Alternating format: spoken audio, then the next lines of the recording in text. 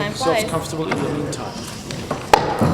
Okay, so call the meeting to order. Good evening. It's 7 o'clock, 7:02 actually, to be perfectly honest. Public notice having been duly given and a quorum being present, the meeting is duly constituted.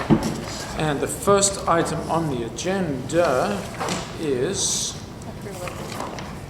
approval of the agenda. May I have a motion to approve? Right. Second, any discussion? We need to add Chief stuff. on table item 8CI. It's on the agenda, but there's just supporting documentation here on table. HCI, yeah. Yep, and also resolution 9C, which is a resolution to approve additional fire department expenditures. Okay.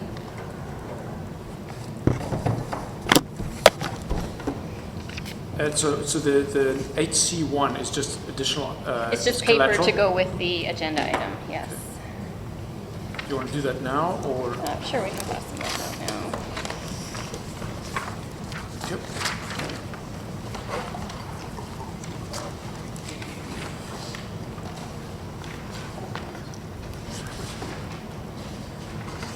Anything else?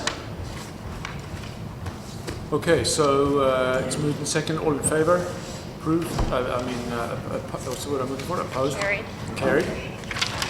Public Sorry. participation. No public? Nobody here? No? And we are delegations. The RCMP, are they here? Yes, very present. Welcome. Good evening. I'm Inspector Neil Cross. I'm the officer in charge of the Sea to Sky Regional Police Services. And this is Staff Sergeant Brian Cumming, and we're here just to go over the crime stats for 2014 in comparison to 2013. On the right-hand side, you'll see that there's a 5-year average as well, just to show you the 5-year averages. Feel free to ask any questions as we go along, and we'll get started.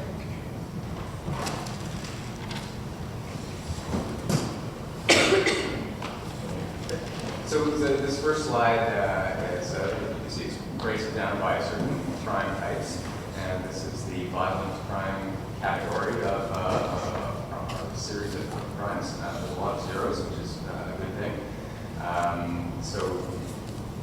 Although the top row does show a 100% increase in violent crime, I can drill into that a little bit. Looking down at the lower section there, we had no murders, we had no attempted murders. There was one fairly serious file that occurred in May this year. It was very much a targeted thing, but it was a home invasion, and that accounts for the robbery.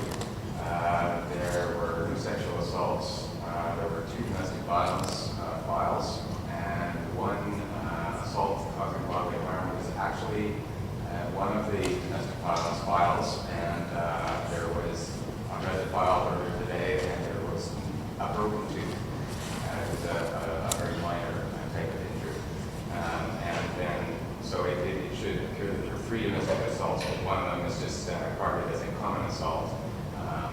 So really, in domestic violence crime type, it's very, very, very low. One of the domestic files is actually a daughter having an argument with her mother, which technically is not a domestic assault, but it was sort that way. And so, again, I'm just trying to illustrate the severity of the types of files that we're talking about here. So that one would be a family violence situation. The robbery file, it was solved. There were charges, arrests and charges on that. So that's good that we got that one. No, that one is particularly interesting to me personally because it happens to be the house behind mine, and I actually called, and I believe it was you I spoke to, Brian.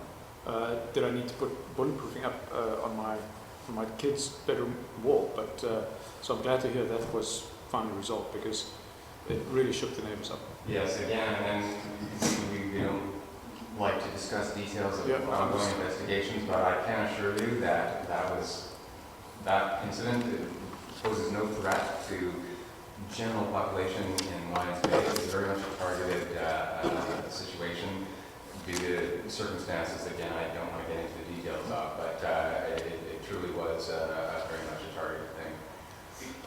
So if there aren't questions, I'll move on to the next category, which is property crime. One small question, is this Lions Bay city limits only? It doesn't include Strachan, doesn't include Ocean Point? I know it includes Ocean Point Drive, Okay. which technically is not part of the village. Yep. Correct me if I'm wrong. That's correct. When I was going through the stats and looking at, where are the real issues here, and I'm going to talk about something that happened down there. So it definitely includes that area. I don't recall seeing Strachan on it, but definitely Ocean Point Drive. There really aren't that many residential areas north, so it certainly doesn't include Furry Creek. Not anything like as far north as that. So moving into property crime, so there is some increases here, and I can explain that as well. Move on to the next page here. So there's a couple of decreases in residential B&Es were down from 3 to 2, and other B&Es, which is sheds and other buildings, that sort of thing, down from 1 to 0.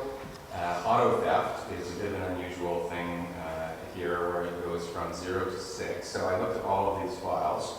The first one was actually a theft of a motorbike out of a carport. So I would really call that more of a theft than a theft of auto. When we think of auto theft, we think of cars being stolen, car chases, and this sort of thing. It's a huge problem in the Lower Mainland, auto theft, and I just want to illustrate that this is really not the type of problems that we're having here in Lions Bay. So the second incident was related to the home invasion file that we just spoke about. The next two were actually a separate offense called take auto without owner's consent, and it involved a young man who had some troubles in his life, and he took Dad's car without Dad's consent. So that's 2 of the 6 files that are that. And then there was a file in October where a fairly high-end vehicle was stolen out of the driveway. There was a spare key left in the vehicle, and not that makes it okay, it's just that is how the vehicle was stolen, and that vehicle was recovered a few days later in Surrey. We don't have any suspects on that as far as I know.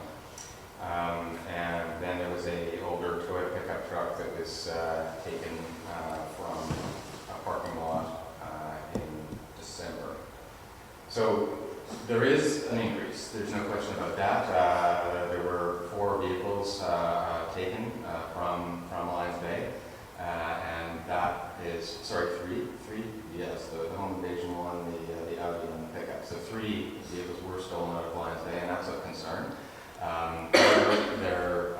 I still don't believe that it's a chronic, huge auto theft problem that we're experiencing here in Lions Bay.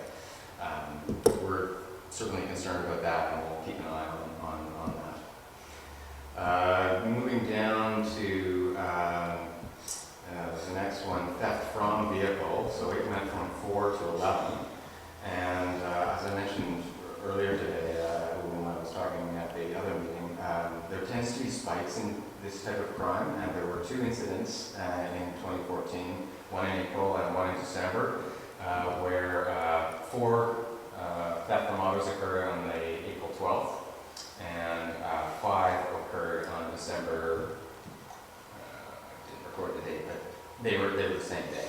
So it was a situation, as I spoke this morning, about isolated things that happened, and somebody came to Lions Bay and did a bunch of break-ins, thefts from vehicles. This actually ties in to the next one as well. So just stepping back to that, those 2 incidents accounted for 9 of those 11 reported incidents of theft and under. So if you look at it in that way, the increase is not as alarming as it looks on the stat.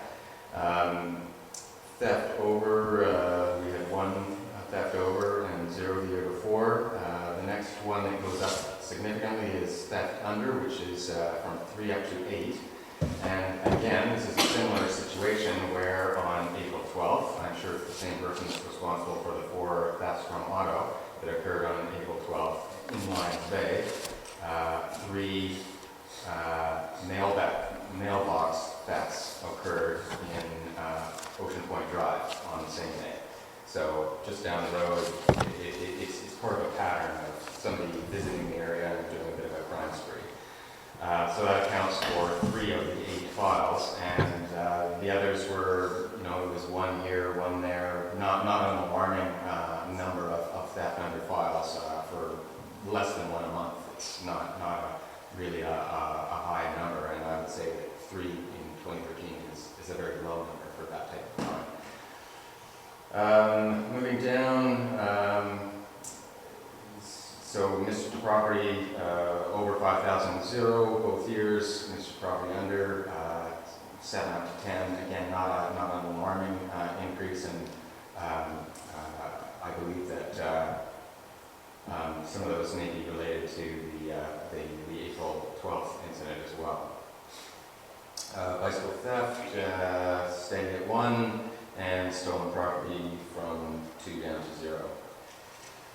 So you could have somebody that's hitchhiking through the area, stops, breaks down the vehicle, and goes on a spree, and 1 or 2 people are responsible for a big chunk of these instances. Property crime generally is one of our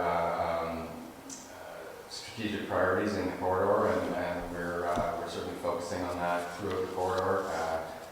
Just looking at the figures, they're not alarming for Alliance Bay, but they're consistent with the fact that property crime is probably one of the things that we should be focusing on. Moving to other crime. Abandoned 911s, we get a lot of those, and most of them are non-events. A slight increase, but nothing again to be alarmed about with that. Cause disturbance steady at 2, intoxicated in a public place, had 0 in 2013 and 2 in 2014. Missing persons, 6 down to 2. Frauds, they're especially with the internet, we see an increasing number of frauds, and to increase from 2 to 4 is really not alarming. None of the files that I looked at were anything of any huge value in terms of fraud. All the rest are a lot of zeros, so that's good. And so moving on to traffic safety, and this is broken down to Highway 99 versus the whole area. So slight decrease in collisions from 42 to 38 in the total. And on the highway, obviously the majority of them are on the highway, down 1 from last year, from 38 to 37. We had no fatal collisions this past year, and Were there fatalities in 2013? yeah, I just wondering. Not inside the village. If you're talking about the double fatal, that was outside the village, well Oh, outside. maybe that's why. Yeah, I'm not sure if that's breaking that down now or not.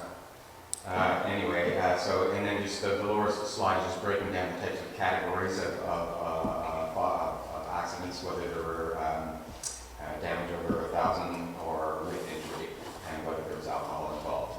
And you can see alcohol up by 50%, and injuries down 33%.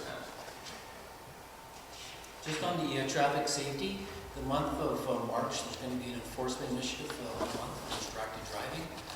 Also on the 17th of March will be a specific enforcement day as well. There will be extra officers enforcing that. So it's quickly becoming comparable, or we're creeping above for fatalities over and above what impaired driving is responsible for.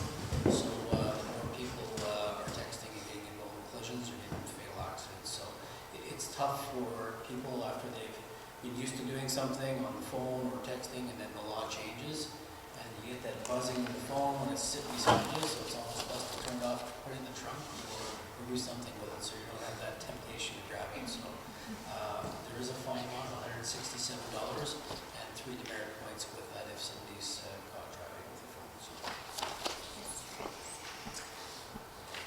There are a few other initiatives as well that we'll be doing in impaired driving twice in the year. I don't recall the months off the top of my head, but I think there's one in the summertime and one closer to Christmas time.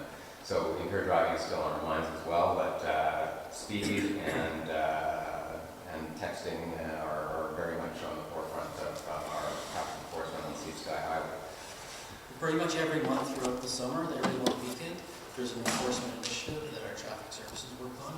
There's also the Enhanced Road Safety Unit that comes up and works in the corridor. They're provincial resources that are located on the Lower Mainland, but also come up certain times. And that's in addition to the 6 officers that we have on provincial traffic services that would normally be on the highway to attend to collisions or serious accidents. So the last slide is workload. I guess we didn't able to come up with the charges laid stats, but priority 1 calls were up slightly, 42 to 55, and calls for service fairly steady from 425 up to 439, which is not a significant increase. And that's it for any questions? You don't give speeding? I'm sorry? You don't track speeding in anywhere here? Because that seems to me to be the one statistically significant thing that we could look at is representative of the entire highway. That's true, but we don't see a lot of speed traps inside Lions Bay. Do we see any stats like that? We could dig those up. I'm just not sure how it's a separate database that captures the motor vehicle infractions. It's not a crime, I presume. Pardon me? It's not a crime. No, but we do have a system that tracks all the violation tickets that are given, and there could be some analysis done on that. Again, I'm not sure how easily it would be to isolate the area where the tickets are given, because they're basically, it's the whole highway, but they're, Tisman can... Well, with traffic enforcement, we have a system called Tisman, and it tracks where the accidents occur all over the province, and then they analyze that, and then that's where they do the enforcement, is where there's significant accidents that occur. So it necessarily, just because there's speed, doesn't necessarily mean that that's where the enforcement would be, it's where the accident collisions occur. So just playing off that, if I can, if speed contributes to the accidents, is there no way to potentially be tracking where the speeding is happening before the accidents occur?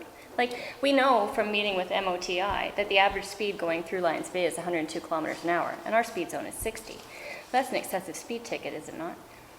So I guess my question would be, is there any ability for Lions Bay to put that request either through the Sea to Sky or through URSU to get some enforcement more than we're seeing down here to address some of that excessive speed issue? Yeah, they would look at it from the collision. So the fact that, yes, they are going excessive speed isn't necessarily mean that there's going to be or has been collisions. So if they look at that area and say, yeah, the speed is high, but there hasn't been a lot of collisions or injury accidents there, then they'll probably focus in another area. I see. That maybe the speeds aren't as high, but there's more collisions. And that could be intersections, it could be on-ramps or merging ones.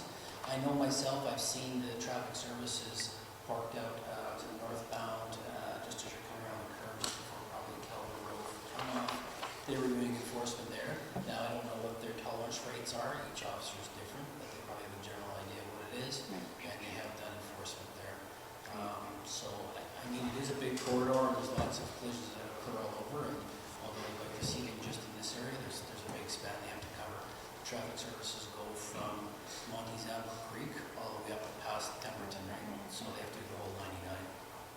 Yeah, I asked for selfish reasons, and that is that the provincial traffic fine revenue sharing program means that if you write a ticket within Lions Bay, we get some of the money, or at least our policing tax goes down to a certain extent. But I'm hearing you say that you don't have a means of telling where the ticket was issued? We may be able to drill that. I don't know. No, not you. I mean the system, because this TFRS program is supposed to give us money back if it's for municipalities that don't have their own police force. I think I'm just picturing what we actually write on the ticket, and if it is in Lions Bay, the member will write Lions Bay on it. But if it's a little bit further north or a little bit further south, they may write Tell them to write Lions Bay anyway. On everything.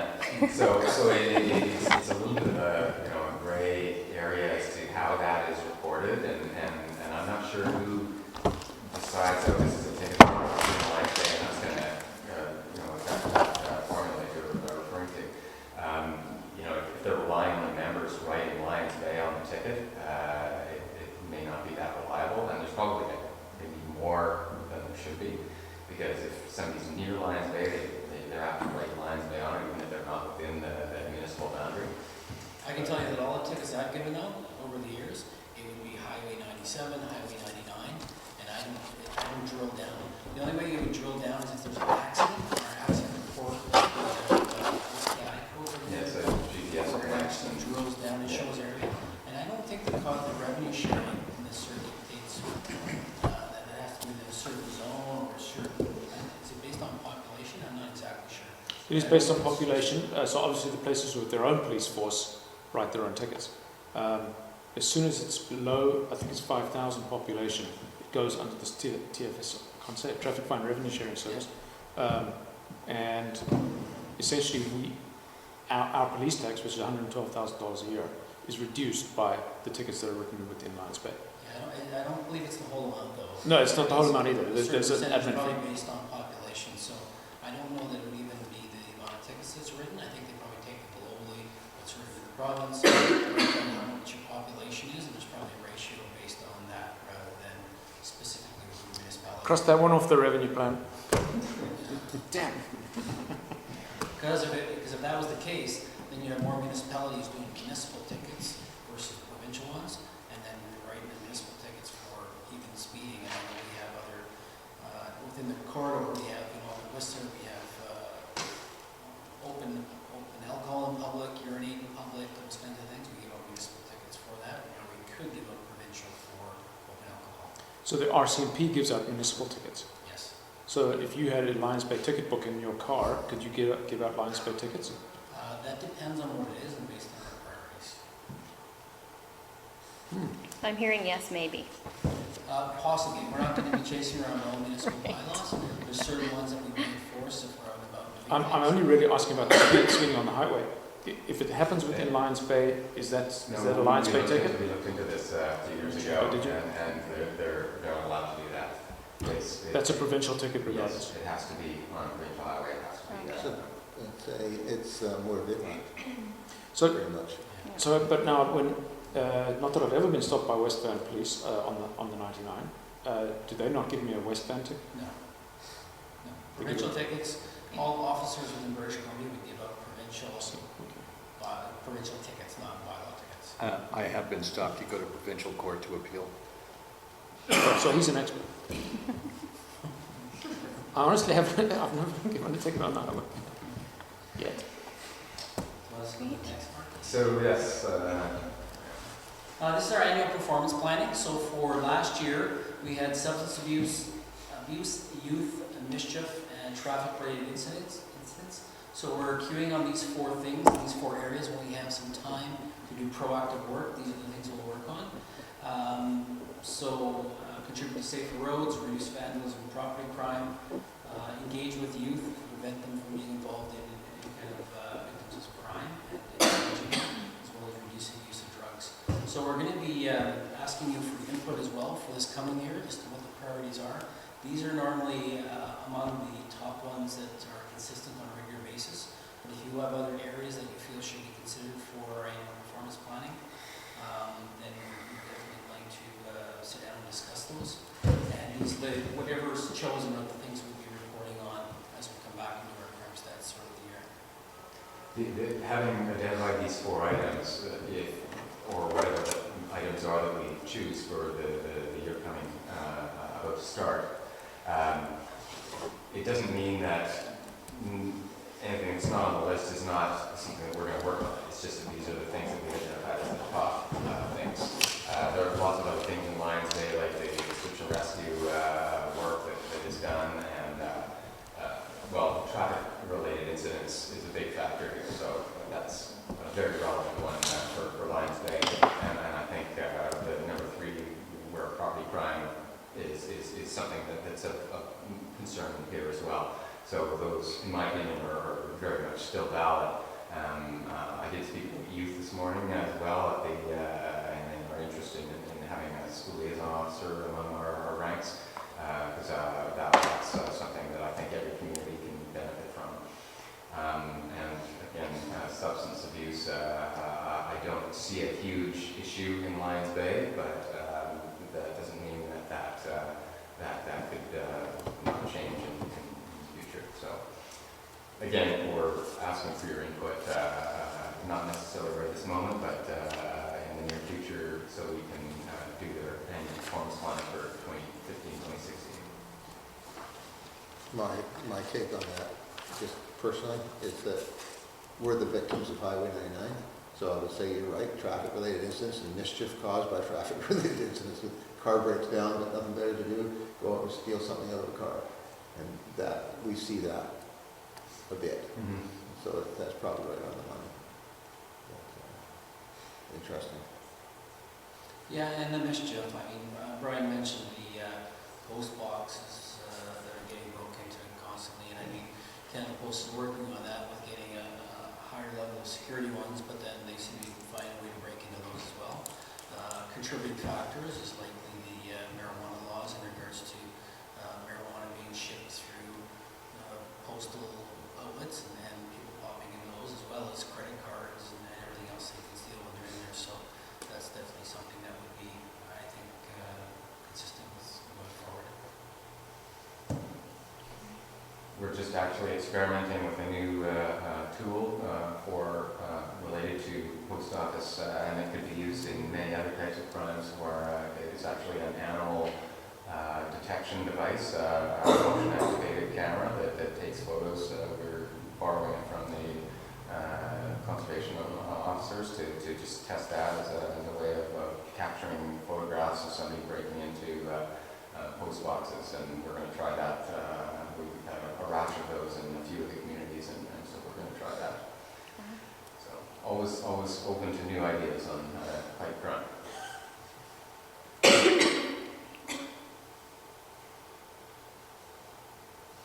Any thoughts or questions, Russ?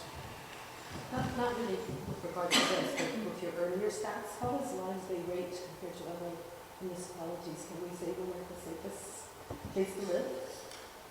It's up there, Yeah. definitely. So one of the safest places to Yeah, live? we have Bowen Island as well, and Bowen Island has the benefit of no Highway 99 and an ocean separating it from the lower mainland. So the stats are even more impressive over there. But no, this is definitely, I mean, we've just done a presentation like this in Squamish, and it's night and day, really. There's a very big difference between stats here and further north. And even though there's some spike in some of the areas, nothing hugely alarming. And corridor-wide, overall our statistics are very, very good. Reductions in a lot of areas where I participated in crime stats, CompStat it's called, in Lower Mainland on a monthly basis. And some of the things I'm seeing down there where, auto theft is, 50-60% increase, significant increases in property crime. Unfortunately, a lot of it's mainly to the area around Surrey, unfortunately, and it's just growing and expanding so much. There's so much going on there that there's a lot of challenges there. So we're very fortunate in the corridor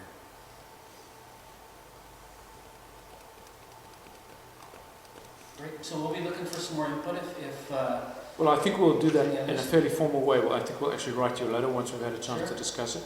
And I think you probably already guessed what they are. And Brian actually mentioned the topic of this morning's discussion, the public safety meeting. We have a lot of search and rescue incidents, several of which involve police for sometimes unfortunate reasons, whether fatality or serious injury or not known, but certainly the police get called very quickly. So that would be something, and we spoke about that at some length this morning on how we can integrate response better there. And then traffic. We don't want people speeding through our town because it costs us money on fire and rescue, although we actually just found out that potentially we make a little bit of profit on MVAs on the highway, but we still don't want to do it because it's wear and tear on equipment. And it's noisy. that's actually traffic noise because it's intermittent. It's not a constant hum. It's when an idiot goes by at 150. It's debilitating and jarring on the nerves. So we don't like people speeding through lines, but that's I would suggest our biggest law enforcement thing. Bring back speed cameras. Yeah, we never got rid of them, so we'll have to campaign the problem. I know, municipalities have the red light cameras. I don't know if in British Columbia, I know the province wasn't entertaining bringing back Fort Rainier themselves, but whether municipalities have the ability to install them and whether they have the ability to install them on provincial highways, I don't know what they use. Well, whether we can or not, we can't give a ticket on the provincial highway. And quite frankly, well, I've been very happy for the revenue, but really we actually just want people to slow down. We want them to believe. What's the rate? We want them to slow down. So, as I was telling Brian, and council knows, we're talking to MOTI about this, maybe being a little more scientific on the speed limit, so dropping the 60 and making it 70 all the way through, potentially, seeing if that actually gets people closer to 70, so that they actually believe the speed limit. Because the problem right now is, you're from Alberta or Washington, you don't believe that it's 60 on the freeway, because it looks like a freeway. So, yeah. And it's an education piece, and that's what tickets are all about, is educating people so that next time they think about it before they do it. And unfortunately, this corridor, a big chunk of our people that travel this corridor are tourists. They might be here for the first time, they might have been here a few times, but they may not come back, and they're just going through.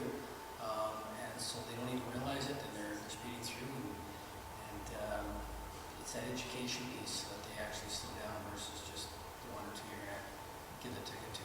And you mentioned the sound of the speed going through, and I suspect a big chunk of it are motorcycles that go through, and they're so intermittent. And I mean, last council meeting we had here, a presentation at the school, I think that's the day I ended up pulling over a motorcycle myself, one or two of them, one of them that time, and ticketing before they even got into line space. So yeah, I realized the noise and then coming through, but it's so sporadic. I mean, there are certain time frames on weekends, probably Saturdays and Sundays, where the big convoys come flying through.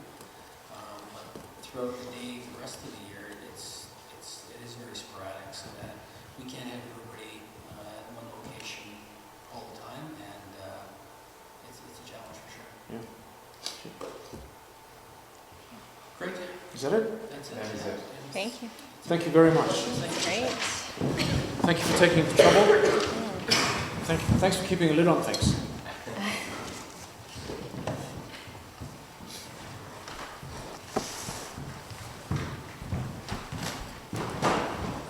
Okay, let's just get a chance to wrap up.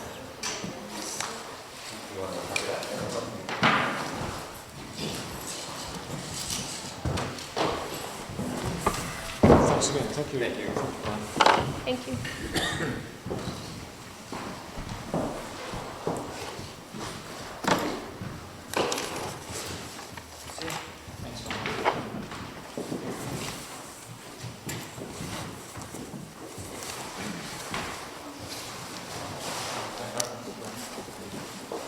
Thanks, guys. Thank you. Okay, let's proceed.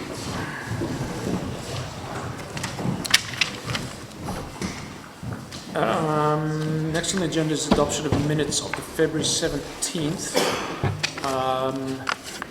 Motion to adopt. Second. Discussion.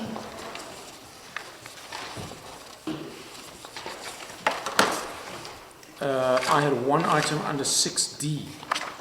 Can you remind me what that was? Mayor Burr discussed his draft report to council. On what was that?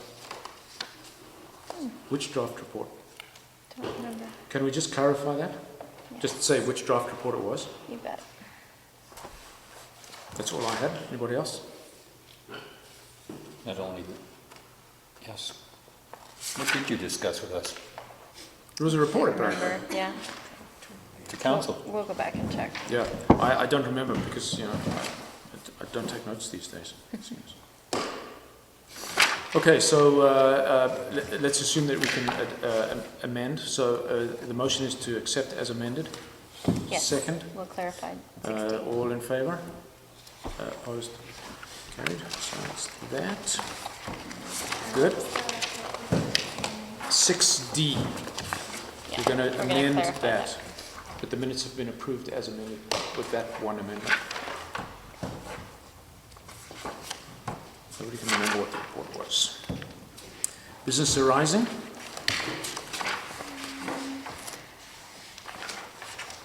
I didn't mark anything. I didn't either. Helen? Only 6 action. I don't think I ever received the recirculated copy of that cumulative effect assessment thing. You brought it back to the table and mentioned that And then I it had been reviewed and there was nothing left to do with it. do that. Yeah, that's how I remember that conversation, David. I think that's right. I maybe remember that as well. Yeah, that you looked at it, but there was nothing to do at that point. It was just a note or something. That's how I seem to remember it. Yeah, good. And actually, under 12B, it shouldn't say in the next e-post, it should say in a future e-post.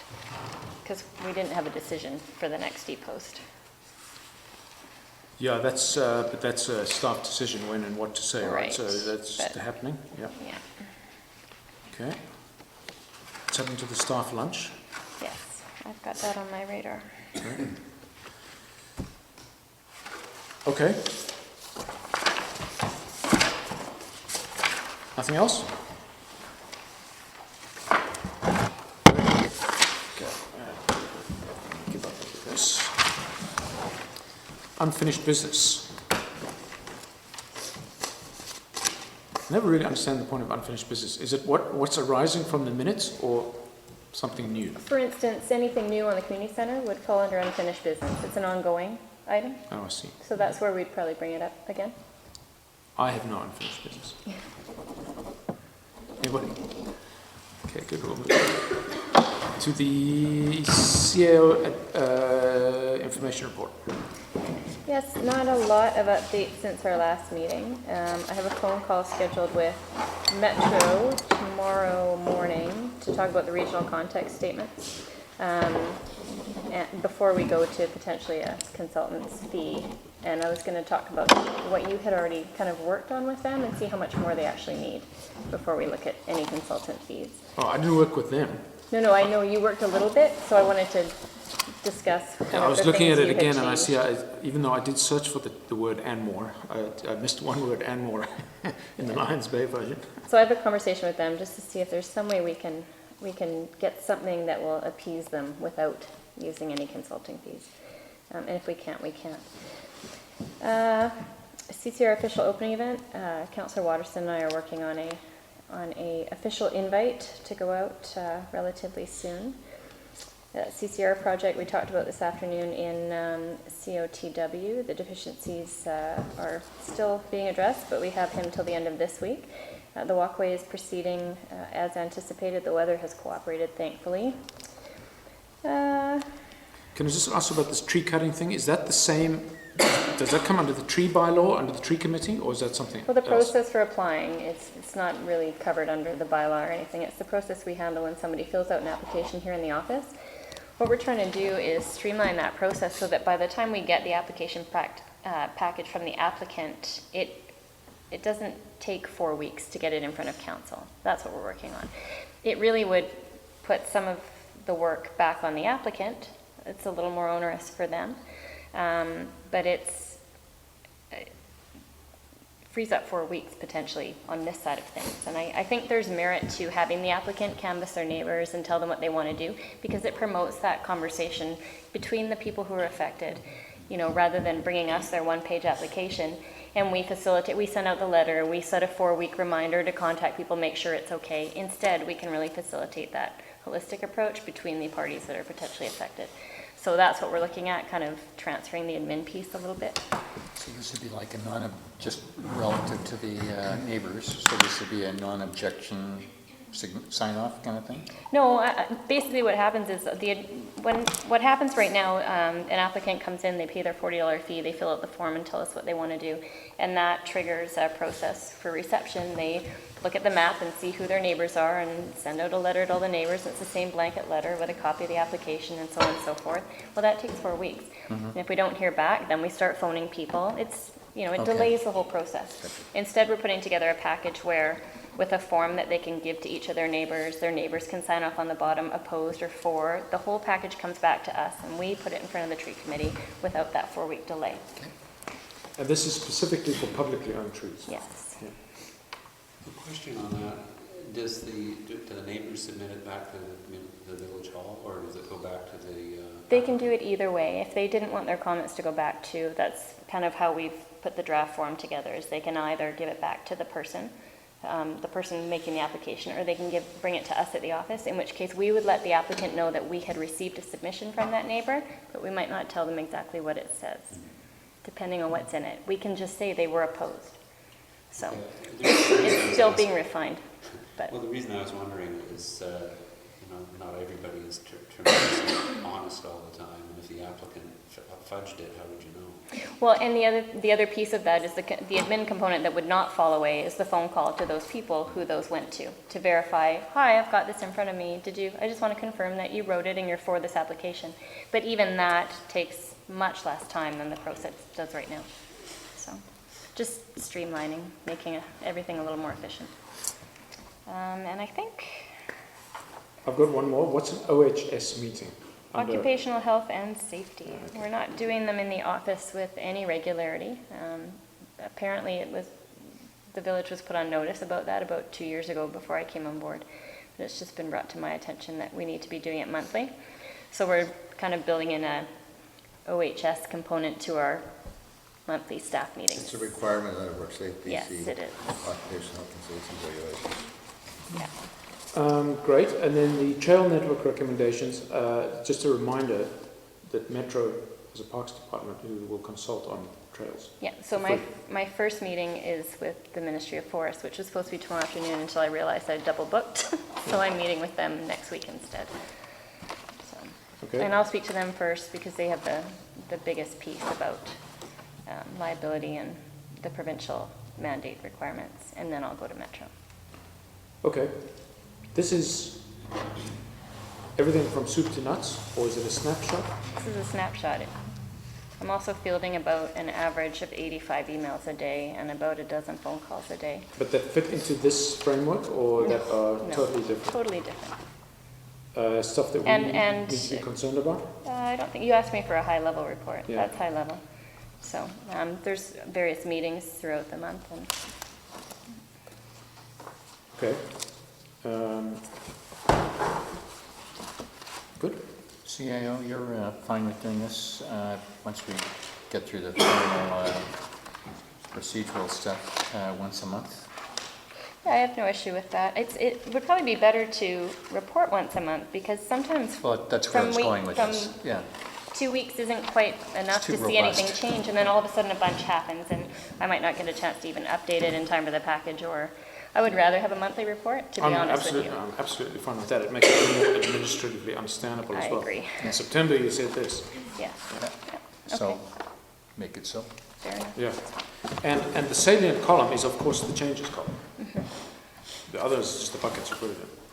I mean, obviously you're going to have some buckets are going to fall off the map and others are going to come on. Yeah, so some things have fallen off since the last one and since the one before, and new things have come on. Some things haven't changed, they're still there. I just call this the no surprises report, so we are. Yeah, but definitely, yeah, that's a good one, Ron. Monthly is good. We need more excitement anyway. I don't need any more excitement. December was exciting enough, thank you. Okay. Take the rest as read. Everybody good? Any other questions? Moving on. 8B, Mayor and Council. Mayor has nothing other than he has not reported yet, otherwise, before. Budget will deal with next time. Yep. Jim? Anything? Specific Other to than- council, infrastructure, Other than the bylaw committee, okay? other than what we discussed this afternoon? Yeah. Yeah. Okay. The issue we have right now is that we have 2 people on the committee, plus right now you and I guess. And Peter Wigglesworth has bowed out of the initial meeting because he had called away to Toronto. So we'll get through the first meeting on the 11th. So we need to appoint We some need, members we need to today. appoint somebody else to sit in there, that's right. Yeah, We so haven't I've got- appointed anybody yet. We've talked about them. No, that's fine. Yeah, but we need to make an So appointment we need to make an appointment. so that we can yeah, have that meeting. yeah. Do you want to do it now? We can do it now. Or Do do you it want to now? wait until your resolution? Do it in the resolution section. Okay. We can think about it. Yeah, But I okay. think I've got the names, so go from there. Good. And you've got your terms of reference fairly well underway, or done even? Mandy's got them for a final look. Okay. I wait for her. I will do that Yeah, tomorrow. no, that's great. I mean, it's the committee that opines on the terms of reference as well, so Yeah. it wouldn't be final, but and that's a formality as No, well. that's fine. I made the changes that were suggested and flipped it back. No problem. It's good. Okay. Then we'll move on to committees. Also, here is where we can do committee resolutions. But the first one up is the community committee. Helen, it's you. Is that the on-table The thing? resolution is in front of you. We passed it out just a few minutes ago. So what do I ask? Can this be, Yeah, because We previously need a it was a recommendation, now it's a resolution, so if you want to move the resolution, how do I move it? I Actually, move. we should say, hang on, we should start out just for the purpose of the audio recording that this is a recommendation that came forward from the committee of the whole meeting this afternoon. Yes. And it's pertaining to the appointment of the community committee, standing committee. So seeing as it's yours, you can read the resolution. Resolution that the Village of Lions Bay Council appoints Megan Jury, Ruth Simons, and Oliver Gasky to the Community Committee, a standing committee of council. Okay, would you care to move that? I move it. Second? All in favour? Opposed? None opposed? Carried unanimously. Good. Why don't we do the finance committee too, since Jim snuck his in? Oh, what's your final? We were gonna put the other council members on the finance committee Is too. that what you want to do? Okay. So we'll have to add an additional resolution. So, I don't know. Finance committee appointments? well, I thought Jim was sneaking his in as B. He opened the door. Sure, I like it.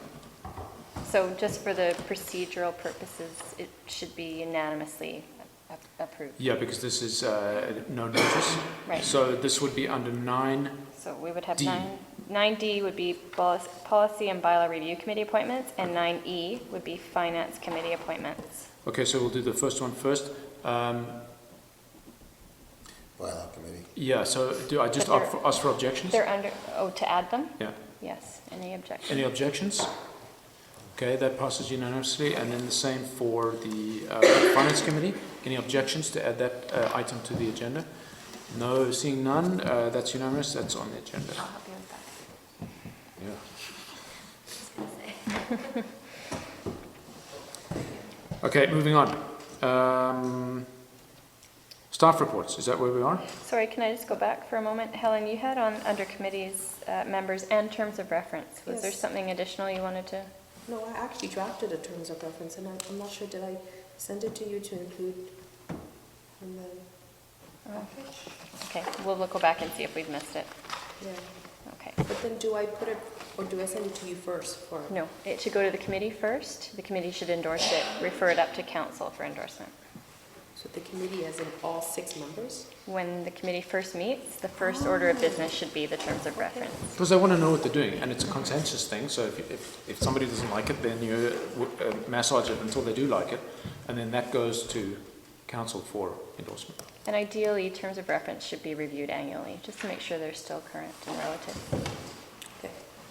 So, question. Committee, like, the date that we chose, the bylaw committee chose, was the second Wednesday of every month. And that's where everybody was happy with that, so that's okay. So then, that means that today, the appointment of the committee will have happened tonight, and that's up here where it says date, red date and the thing, so we'll change that, and then we're done with that. Yes. And then we can just go on the calendar for every second. One of your discussion pieces on your first agenda should be regular meeting schedule, so it's on the record. Yeah, okay, good. Yeah, and when we get to it, we'll talk about, that's a select committee, so that is appointed by council, correct? Policy and bylaw review is select. So, bylaws, select. Why is it so? Not s- Policy and bylaw because review, it's I a would short think would be term. ongoing. Oh, No, I think that, we felt, okay, yeah, It's just, it's food for thought. Yeah, I mean, that's fine. we have a Yeah. potentially, I can see it going on for a while. I agree. you know, once we've reviewed Right. them, we're done. Maybe it'll take 2 years. but It might. there's always a need for new bylaws. That, I mean, I get, and policies, you're that's right, the you're right. argument. That's true. There's Yeah, constant you're right. policy As we're updating acting and, as a council, we're gonna create needs for bylaws, that's right, or modifying bylaws. Okay, well, in that case, I have to appoint the members. We don't So need then to you have to resolve it. appoint them. Okay, I'm out of it. Okay, Good job, Jim. anybody object to removing that item from the agenda? Seeing no objections, it's are unanimous. we, you can appoint. You can still appoint today. It's just- I just say so? Yes. Can't I just send an email? No, because it has to be on the record. Okay, we'll do Let's that when we repeat get that there. answer. No, you can't send an email. What? I missed something? Okay. Now I've completely lost where we are. We're done with 8C1. 8C1. D1, Manager of Public Works Report, page 13. I will invite Nikki to join us for this one.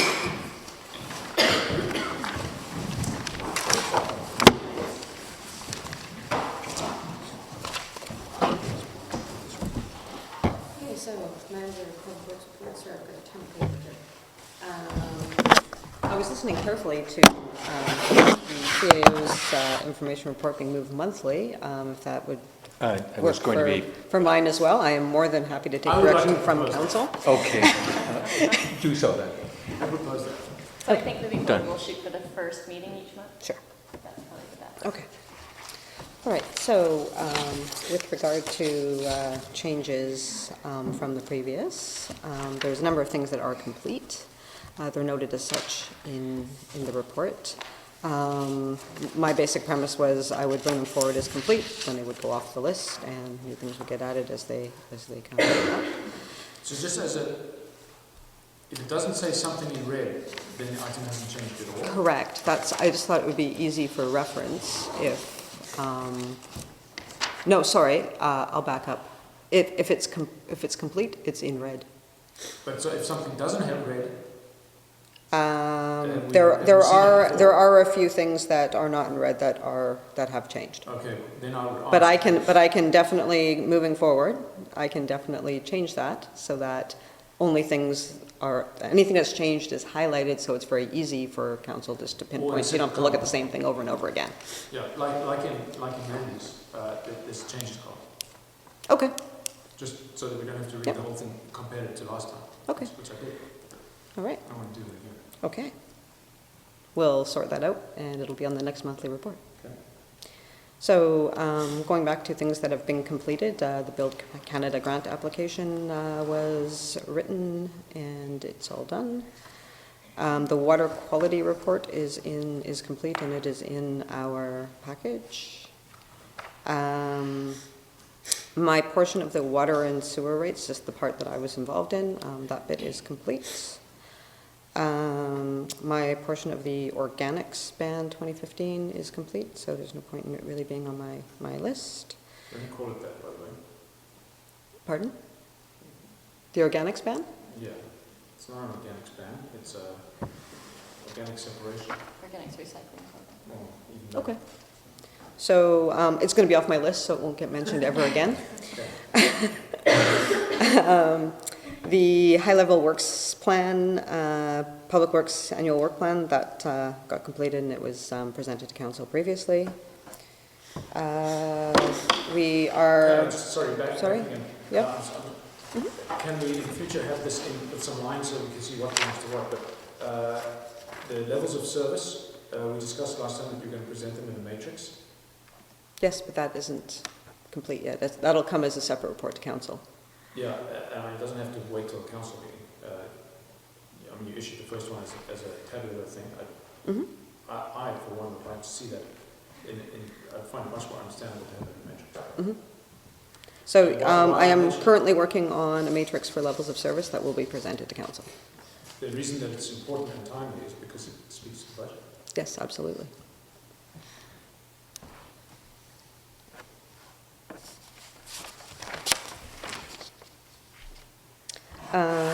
So on the second page, I had some follow-up with Vancouver Coastal Health. That got completed on January the 27th.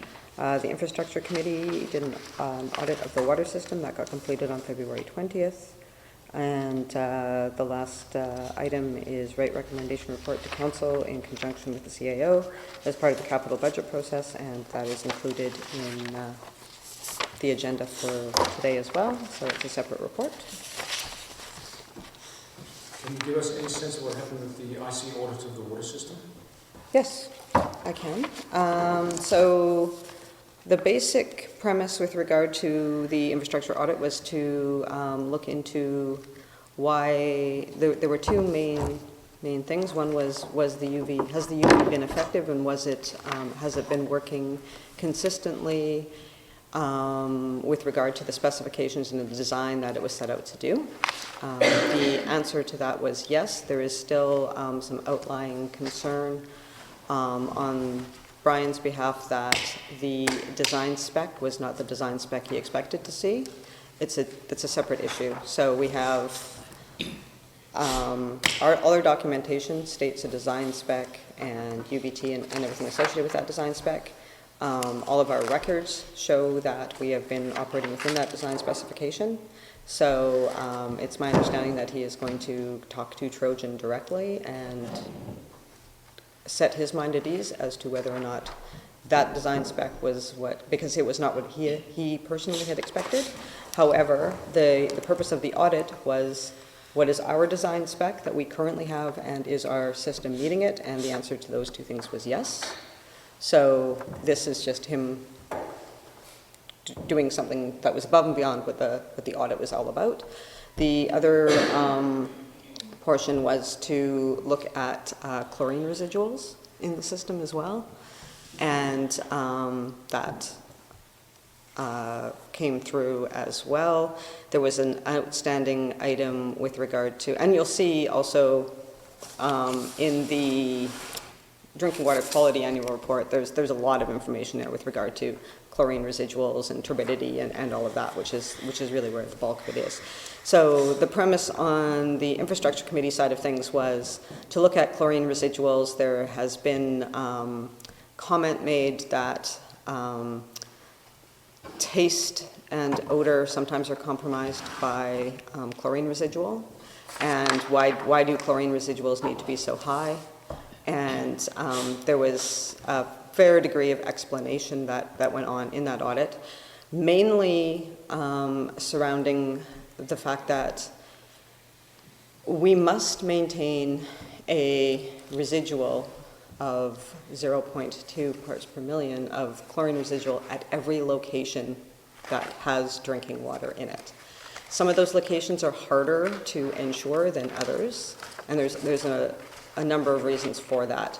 So as an example, an area that we consistently have very low chlorine residuals at first hits, so if we do a first run of a test, they rate really low, and that's Brunswick Beach. There's a couple of reasons for it. One is not every house is consistently habited throughout the week, so they have quite low water consumption in Brunswick Beach, and the pipe is very oversized for the population that it serves. So the combination of those two things ends up with low chlorine residuals when you first turn on the tap, and so we end up flushing through to get the chlorine residual that we require to ensure that Vancouver Coastal Health doesn't get overly concerned. That being said, it's also at the end of a run. So you've got a large pipe, you've got the end of a run, you don't have high consumption. And all of those things end up meaning that everybody above them ends up having to have higher chlorine residuals so that you can pull through at the end of the run and still meet your minimum standards. So that occurs in Brunswick Beach. It also occurs in Kelvin Grove. So again, we have areas, the shop being one of them, where we have quite a large pipe. It dead ends at the works yard, and we consistently pull through very low residuals until we flush through. And at the end of the day, we need to make sure that those minimum standards are met, because we're talking drinking water here, and it's pretty important. So as a result, anything above that tends to end up getting higher residuals simply because we need to flush through to the lower. So I believe that Anthony will put together his actual audit. He was the one that was actually auditing the infrastructure, and I'm sure that will come through in due course. Yeah. So the bottom line is there any potential to reduce chlorine? As it currently stands, not really. The trouble is that it can depend on so many different things that it's impossible to say, okay, we're just going to strike it by half or anything, when the actual residual levels at the first draw can be all over the map. So we don't have consistency enough to be able to say, okay, we're just going to do it by half, and it's magically going to still pull through. It just depends on so many different things. So I think that for the most part we are stuck with a fair amount of chlorine residual, simply because we need to make sure that the water is potable at all points in the system. Well, that's something the IC can look at in the future, including recirculation, who knows what. Absolutely. I mean, you can look at a lot of different ways to get chlorine residual up in the locations that it isn't. You can have a mini chlorine station.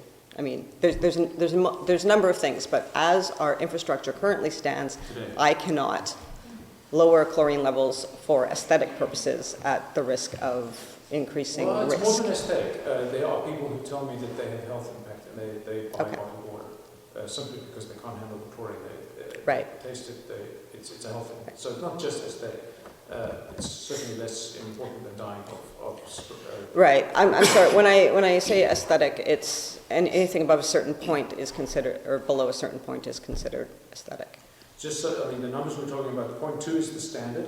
Well, 0.1 is the standard. 0.2 is prudent, and we're in many parts of the network at 0.7. Correct. That's pretty Because we have to ensure that lower down, the Yeah, 0.2 because is it gets running used up through. in the pipe. Correct. And We've only especially got if it's a big two input stations, right? Sorry? Chlorine, we only got 2 intakes. Correct. Right. So Chlorine we've is got- applied at the intakes. Yeah, Correct. that's right. So that's it. So look at all the kilometers of water lines we got around here. Yes, we have 13 kilometers of water main that So it has to consistently travel through. The other thing that we're looking at, obviously, is what is the chlorine level in the tank versus what it is at the end run, because if there's a drastic decrease, then we have a problem, and we would have regrowth, and we definitely don't want that. So you have, that type of thing as well. So we need to have minimum standards of chlorine in our system to ensure that we don't end up with other things in our system that we really don't want. Yeah, well, the way For the system example, is today, bacteria. Yeah, well, today we're using a cannon to kill the fly because we're going to be very sure we're going to kill the fly.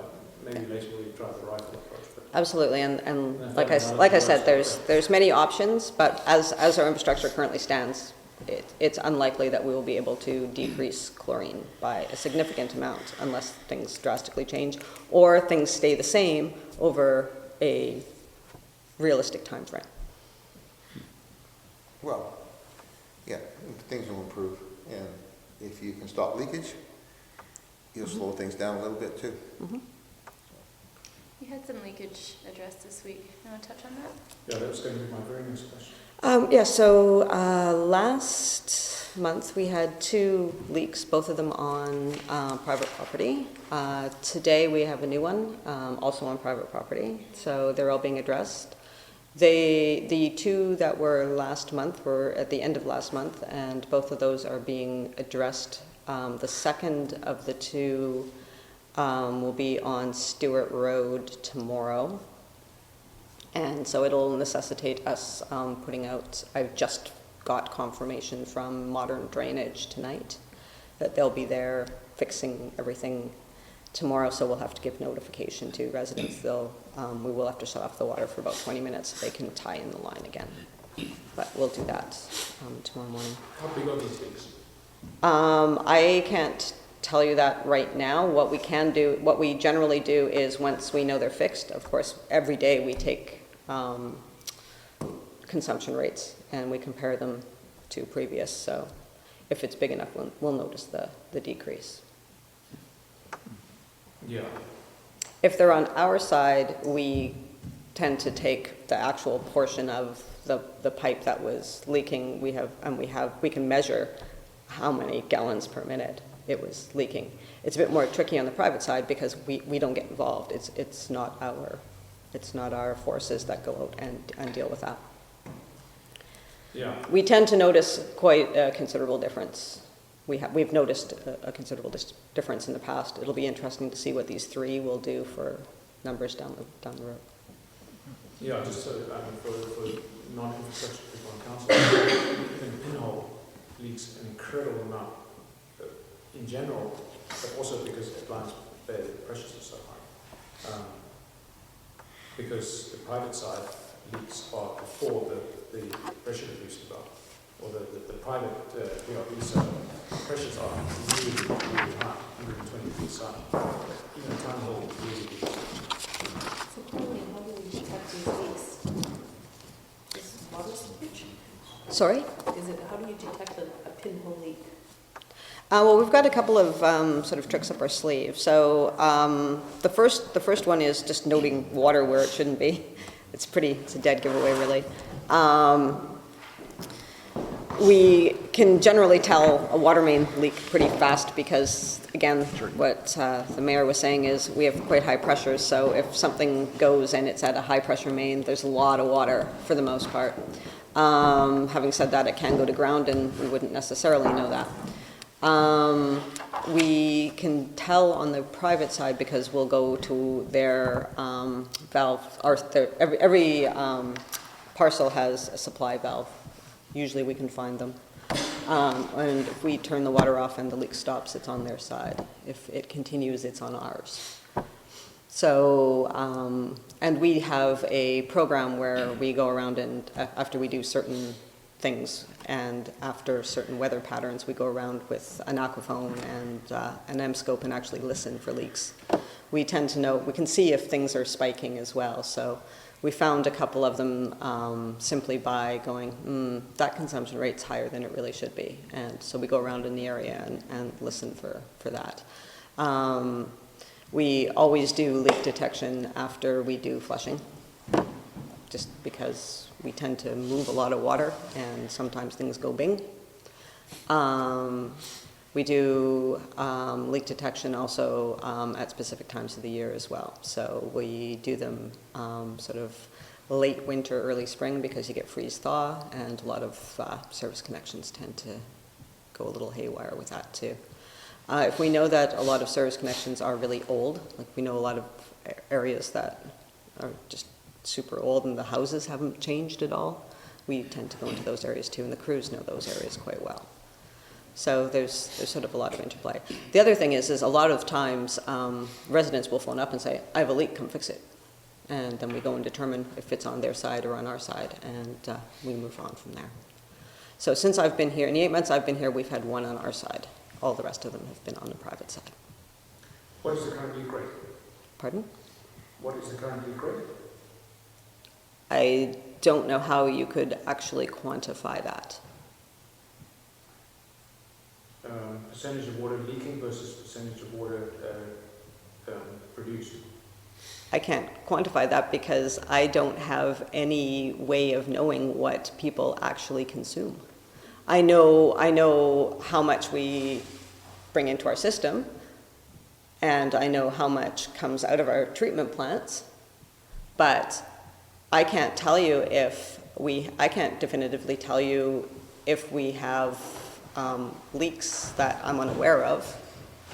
All I know is that our consumption rates are high compared to the rest of Metro Vancouver, but those stats are always going to be somewhat skewed because Metro Vancouver also has a large number of people that dwell in apartments. So then They use less water. So then works manager is a statement, all you can say is that you know for sure.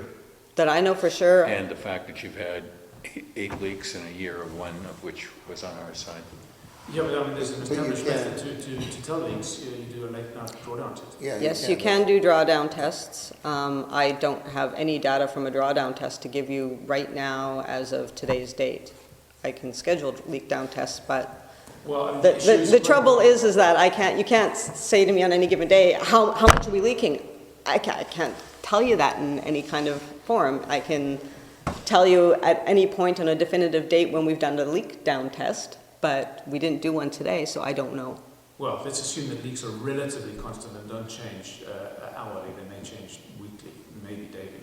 But the issue is strategic because of our water supply situation for the summer.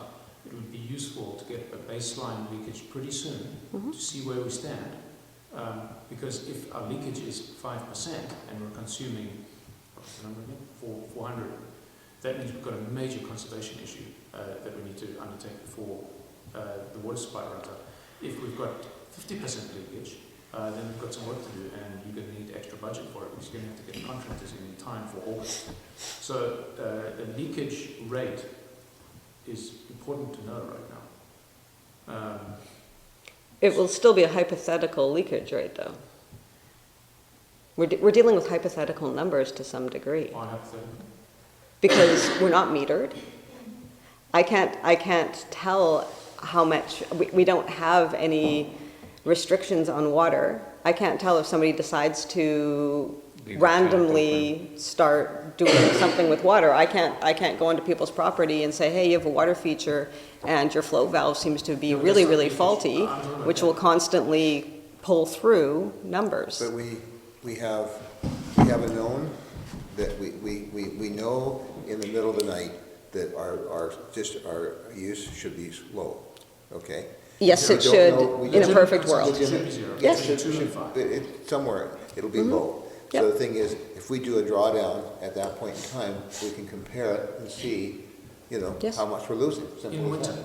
And that's it, because people water their lawns overnight in summer, they fill Yeah, their swimming that's right. pools overnight in summer.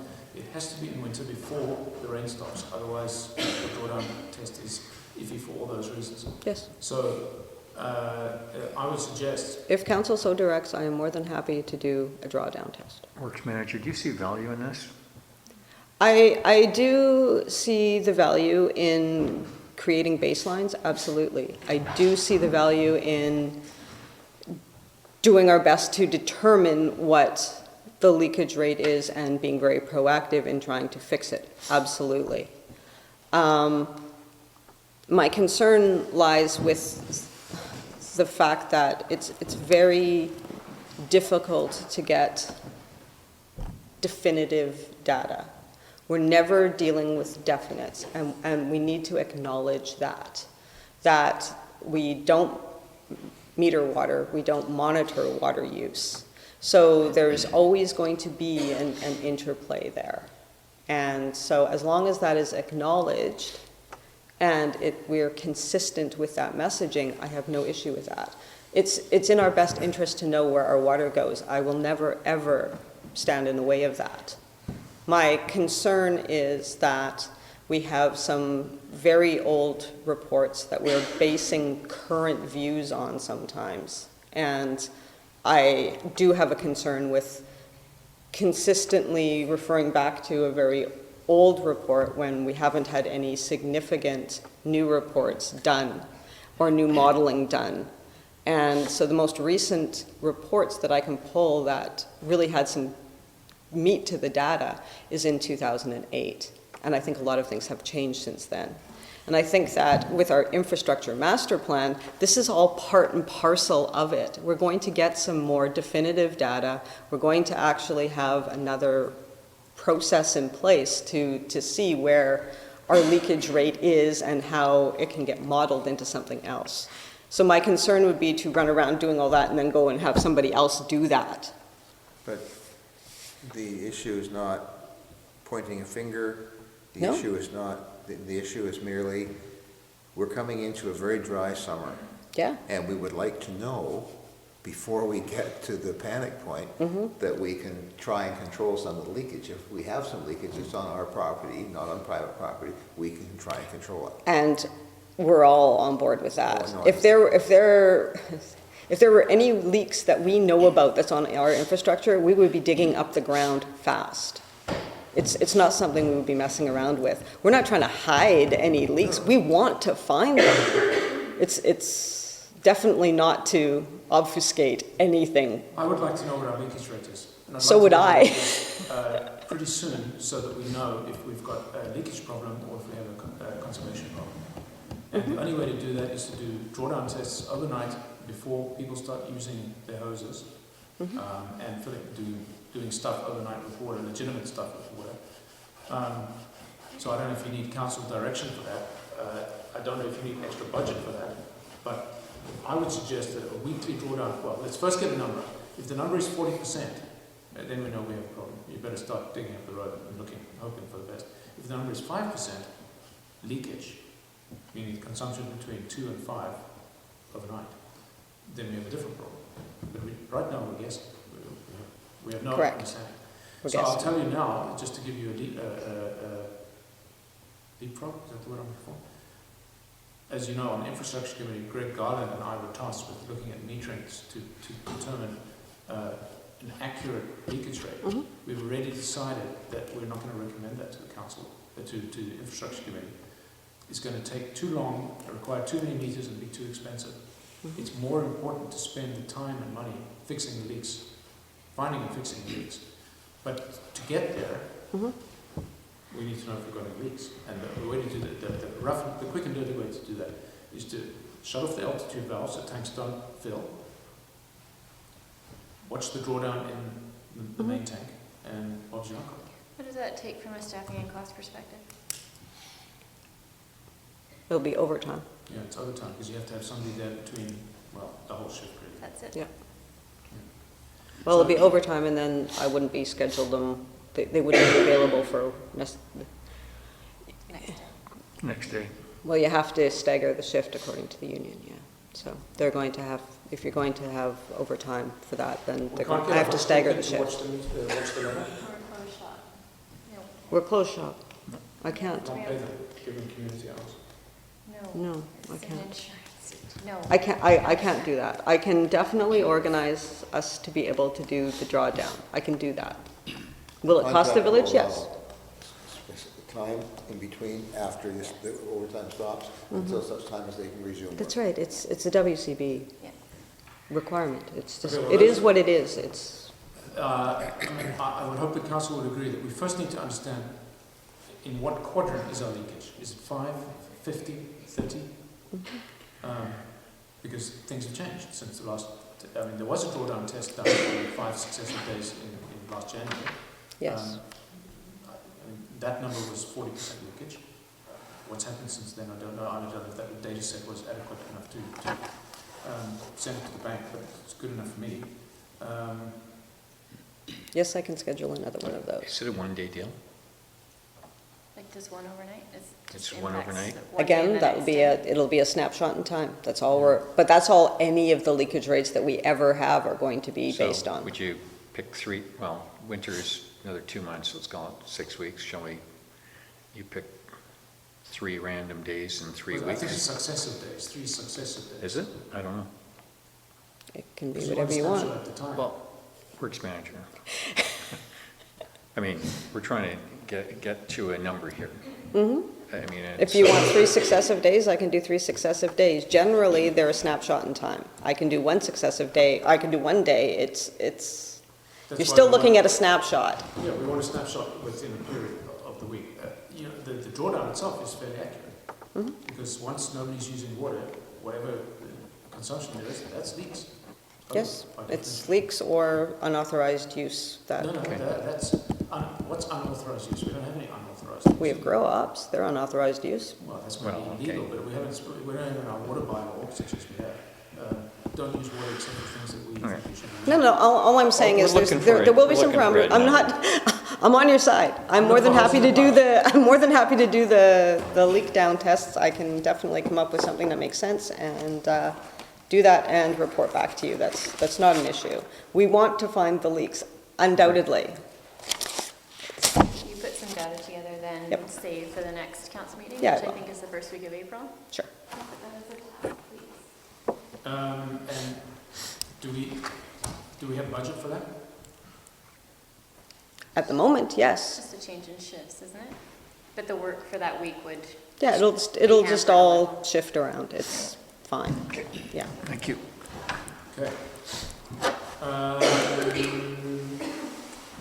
Next report? Good, so just to finish off on this one, can I ask, just to reiterate, lines for the cells, bigger, font wise?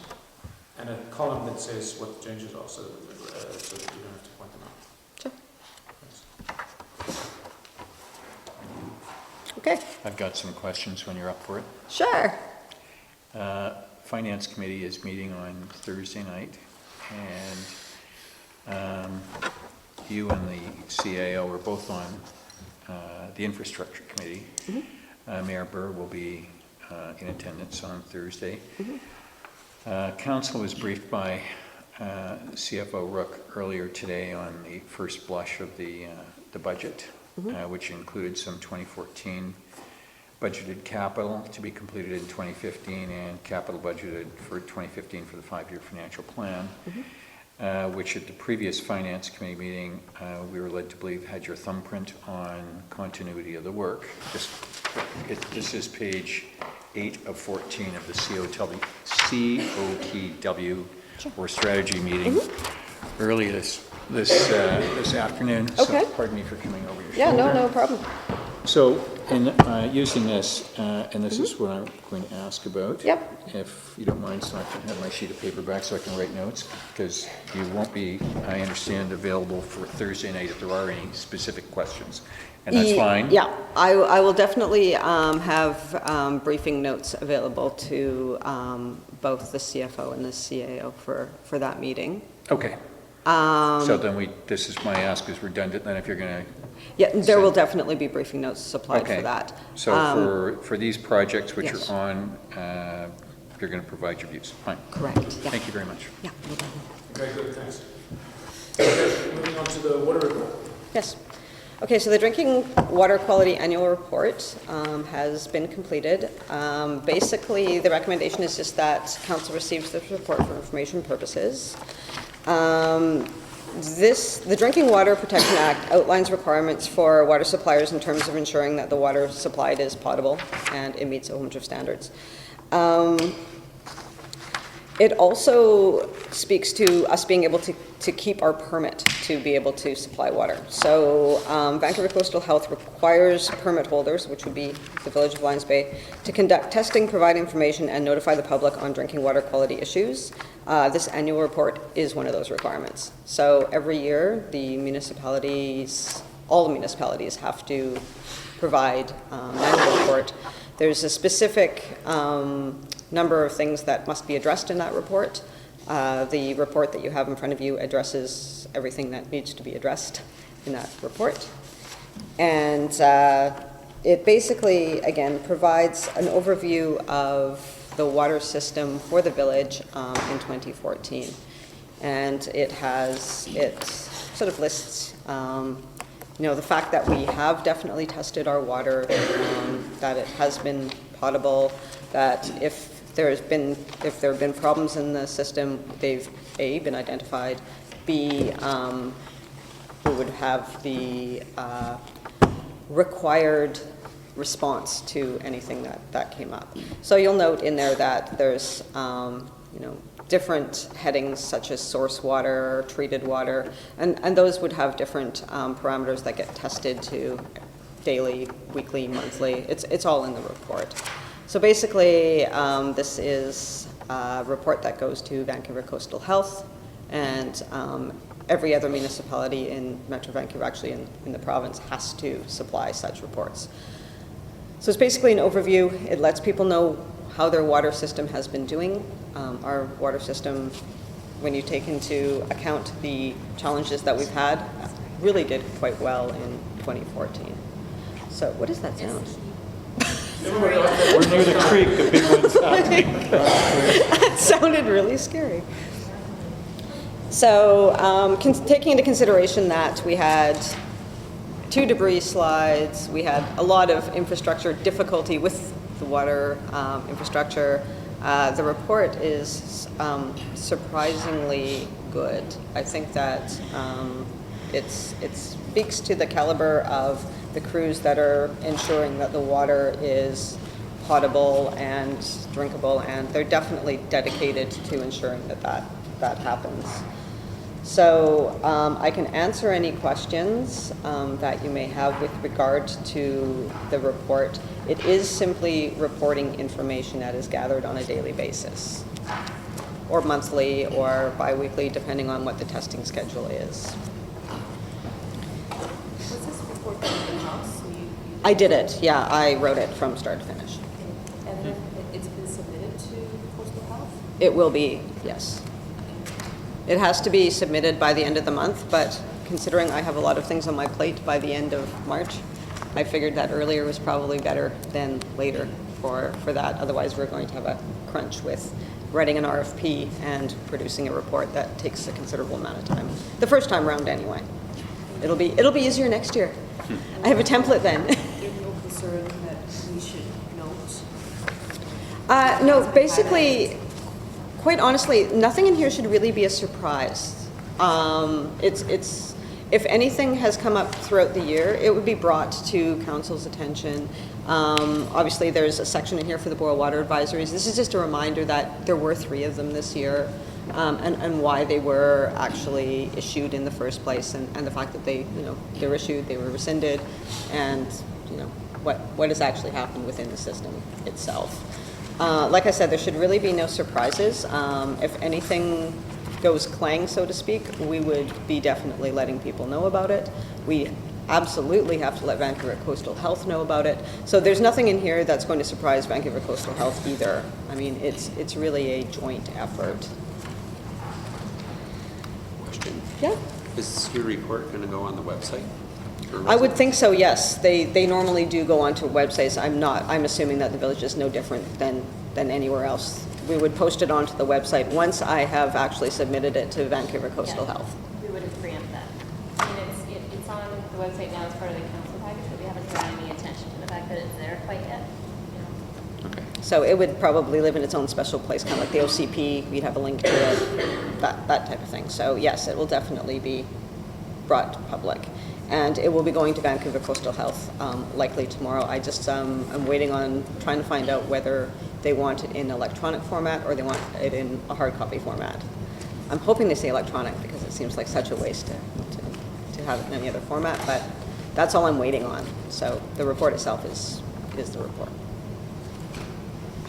Yep. Okay, on page 2, it says that the annual water consumption far exceeds its license. Is that a concern? Or is it? Yes. I think that it is basically something to highlight to residents. I think that they need to know that we have licenses and we have exceeded them. What should be noted is that this is definitely not the first year we've done that. It has been like that for a very long time. And it's not a surprise to the ministries involved. They know that as well. Because every year we would fill in forms that say how much we've used. They know that. So it's not new information. Make allowances for our situation. It seems that way. They've been silent thus far. I filled out the forms myself last year when they came. We never heard anything else from it. I mean, from year to year to year, we send off We the send them in. information, and whether they don't read the reports and they file them away, or whether they're being willfully oblivious, I can't comment on. What No. I can say is they haven't come back to us. And I think there's value in being very open. I think that the whole premise of this is to be transparent. And if we're doing something, we should be transparent about that. There's no point in hiding it. Do we know of any issue with running over the license like that? So far, no. They weren't surprised when I sent in the information. We had a meeting with them and we actually said to them, because again, we have to be transparent. We said, look, we're running in excess of our water licenses. I have them all. If you do the math, it's not looking good. And they said, fill out the forms and we'll deal with that, is pretty much what the response was. So we filled out the forms again and we haven't heard anything back yet. Our water licenses are quite low anyway from a monetary perspective. We don't spend a lot of money on water. So even if they were to bring it up to the level that you think it might be, I'm not sure how that works. I don't know if they have a matrix. I don't know if there's, I've never seen how they actually decide what to charge. So I don't know if we're, say, for example, I don't know if we pull 3 times the amount, whether they should be charging us 3 times. Like, I don't know how that actually works. So for the time being, all we can do is be completely transparent and see what happens. So far, nothing has happened. So, I had the question asked, and I said, I don't know. yeah. Well, the last time I looked at water license costs for what we were allowed to take, the water license was $700. And it was done by 1 million euro gallons, I believe, if I can't remember what the price Yeah. was. We're using about double that. So the cost implication is low. It's the Yes. exposure, if we have any of that. Yeah. I think that the cost is low compared to what the damage would be if we weren't transparent. I think we're better off being transparent, and if they decide to charge us, even if it's double, we look far better than if we try to hide that. It's not so much the charge that I'm worried about, but the fine. I don't believe that they will retroactively fine us. They've had the reports year after year. It's their decision whether they enforce that. Well, as you say, it's been out there for some time. There's not much we can do about it other than fix the leakage. Our consumption is 3 times the regional average. In fact, 4 if you believe the current numbers of the license.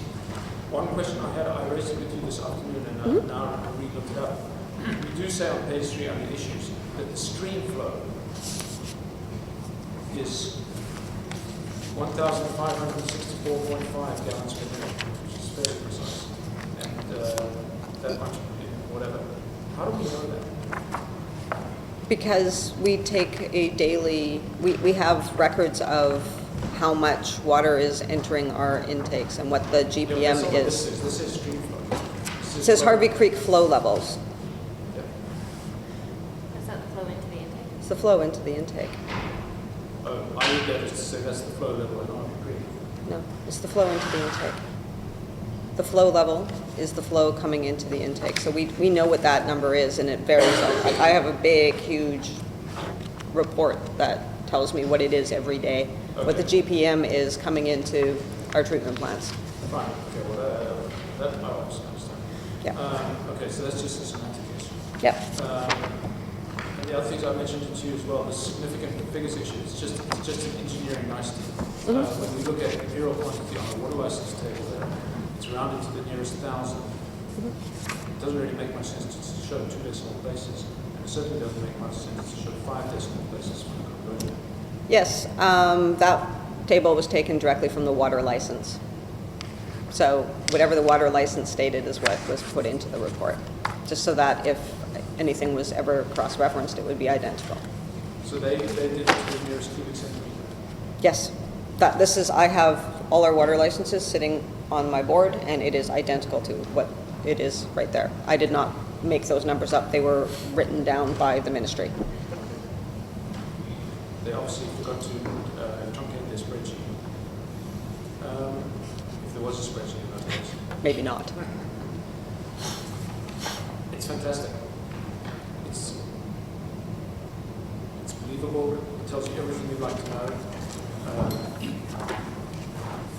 It speaks to, it's a testament to our staff, obviously, that they managed to do this fairly challenging circumstances. I think congratulations to you. This is a real water quality reform. Thank you.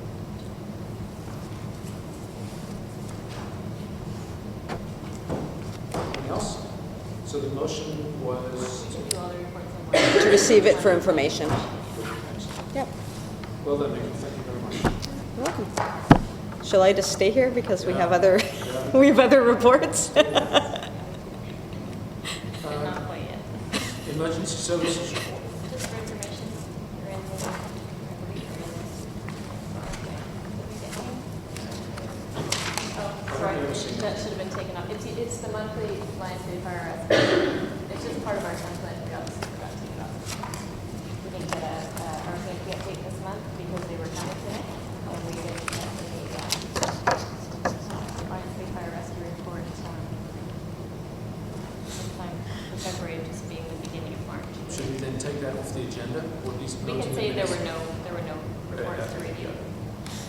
Okay, good. And Okay. we should move Okay, so I move to receive all reports. Second. All in favor? Opposed? It's carried unanimously. resolutions, community grants approval. Are we doing approval? I'm Oh, actually going to do let you want me? you swap out Yep. for this. Do you want to sit down for the community grants? The takeaway, if you recall from last meeting, was I'll just that they move were over, there's given- not a lot of us here. The community grant request was given to bring back their recommendations to this meeting. Yeah, my own concern is that sort of part and parcel of the right of the budget discussion. I think the grants themselves are a relatively small piece, are they not? Yeah, I'm sorry, yes, that's correct. What we have done in the preliminary budget that we presented this afternoon, we have the base amount, which would have been the amount awarded in 2014, and then we took the difference between the requests for 2014 and 2015 and put them in as a supplemental. So anything that's agreed to over and above 2014, that would become the supplemental request. And we're talking about what number as an increase? We're looking at about proposed is $9,000, $9,400 increase based on what we had on the budget. But in the supplementals, just based on some early information I got that all of them wouldn't be approved, I have $5,000 in the supplementals. And what would, if everything was approved, what would the number be? The number would be 9,000 higher. So it's a $9,400 increase if everything was approved. Which is about 24,000 overall? Yes. So I'm just looking at the total. I have to do the math in my head because we have the Lions Bay Emergency Program on here, but that's in a separate place in the budget. That's about accurate. Yeah, so about 25,000, yes. As opposed to about the 17 that's in the budget. Is that listed in this package, or is it from last? It's from last. It's from last. So I mean, I do remember, so I'll kick the discussion off. Leave and I'll discuss this at some point. My druthers is to fund everything but for the Hollyburn Lodge request, given the low impact and the high value seen by the community. That's what I say.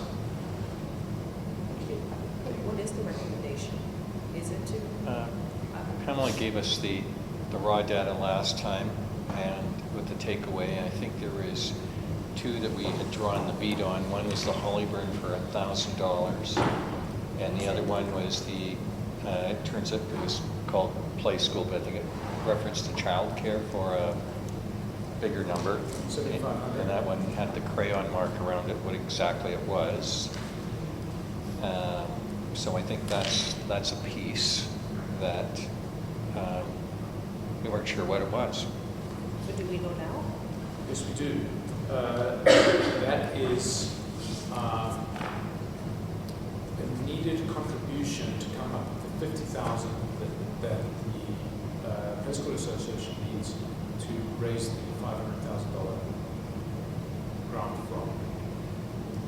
So that's on the basis that they apply to the province, they're successful, and they go for the max of 500 grand.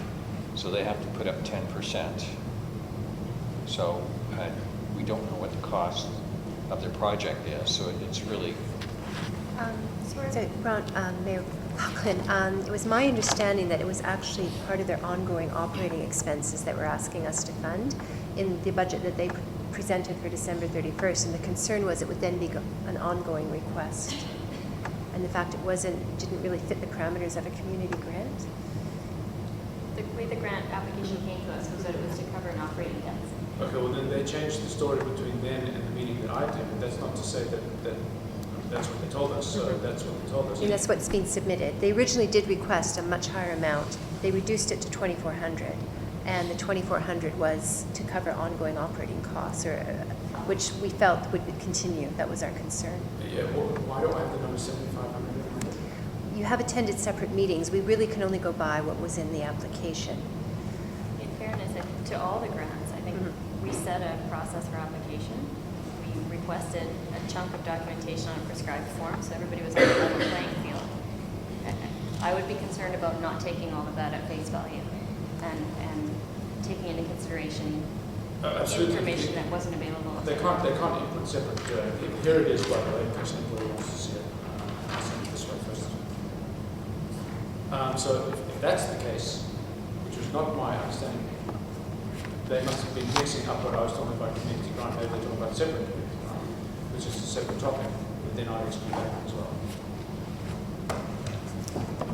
Which would come very close to the staff recommendation. Which is the recommendation, and I think for me, representing this is Councillor Watterson's piece, that the only things that I could see, I think there's some revisions I would suggest for next year's grant application, such as bank balances, where does the group sit depending on what sponsorship they raise, and stuff like that. The two pieces that are out, which we can discuss, that appear to have value to the community, but don't have a home or haven't quite come forceful enough, is one is the Santa's Breakfast, which is a pretty big deal in the village, which has not come forward. Don't know whether it's self-funding, is it a village-sponsored event or what, or do we just leave them as orphans? So what is the best? That's play school, not the events committee. Yeah. Pardon? It's play school. Play school the funds events that committee. separately. It's the play school fundraiser. So Okay, we use it as so a it is their fundraiser. fundraiser, period. Yes. So it's not on our grant profile at all. Doesn't need funding, right? So, Okay. Okay. And the other one is the container for the Arts Council et al., which I'm less distressed with the container, since we seem to have the kings of containers in the village. Lord knows we know where there are lots of them. But the issue is where to put it if we were to fund it. Because I think they were hoping they would go to Works Yard, which you advise is a no. And that container is actually not in this request. It was removed. I mean, it was a separate request. They didn't put it into their request for the grant. So the grant they're requesting does not include the $2,500. So if that were approved, it would be a separate cost of $2,500, which actually is not in the budget. I'll grant Yeah. that, but their need doesn't go away. No, it was just for point of clarity. I just Yeah. didn't want there to be a perception that the amount they've requested includes No, I think the... on the sheet that we have, I think we've highlighted the two pieces, which is Hollyburn and the down payment of the off-cost. we're trying to facilitate the community. Yeah, exactly right. So to me, it was a green light on the rest, and the only ones that were out were the only ones that are left is the container.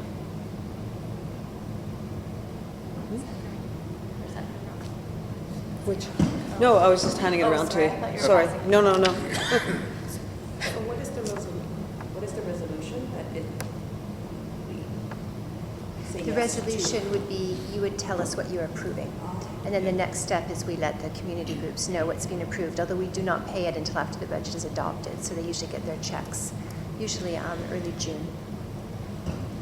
Okay, so Ron, do you want to call out what you and I have then said? Yes, so in brief, we're with the staff recommendation essentially. Does that come up to the $5,000 number? No, you're $1,000 short. That would increase it by $6,040 with the unknown of the shed as well.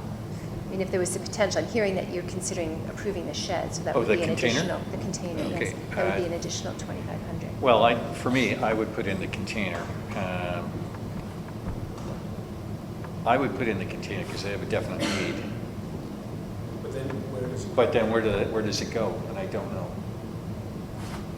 I don't know. Other groups, they want storage as well. So Well, I kind of see this the Are whole. we opening a can of worms? That would be my concern. Well, that's why we're having the chat here too.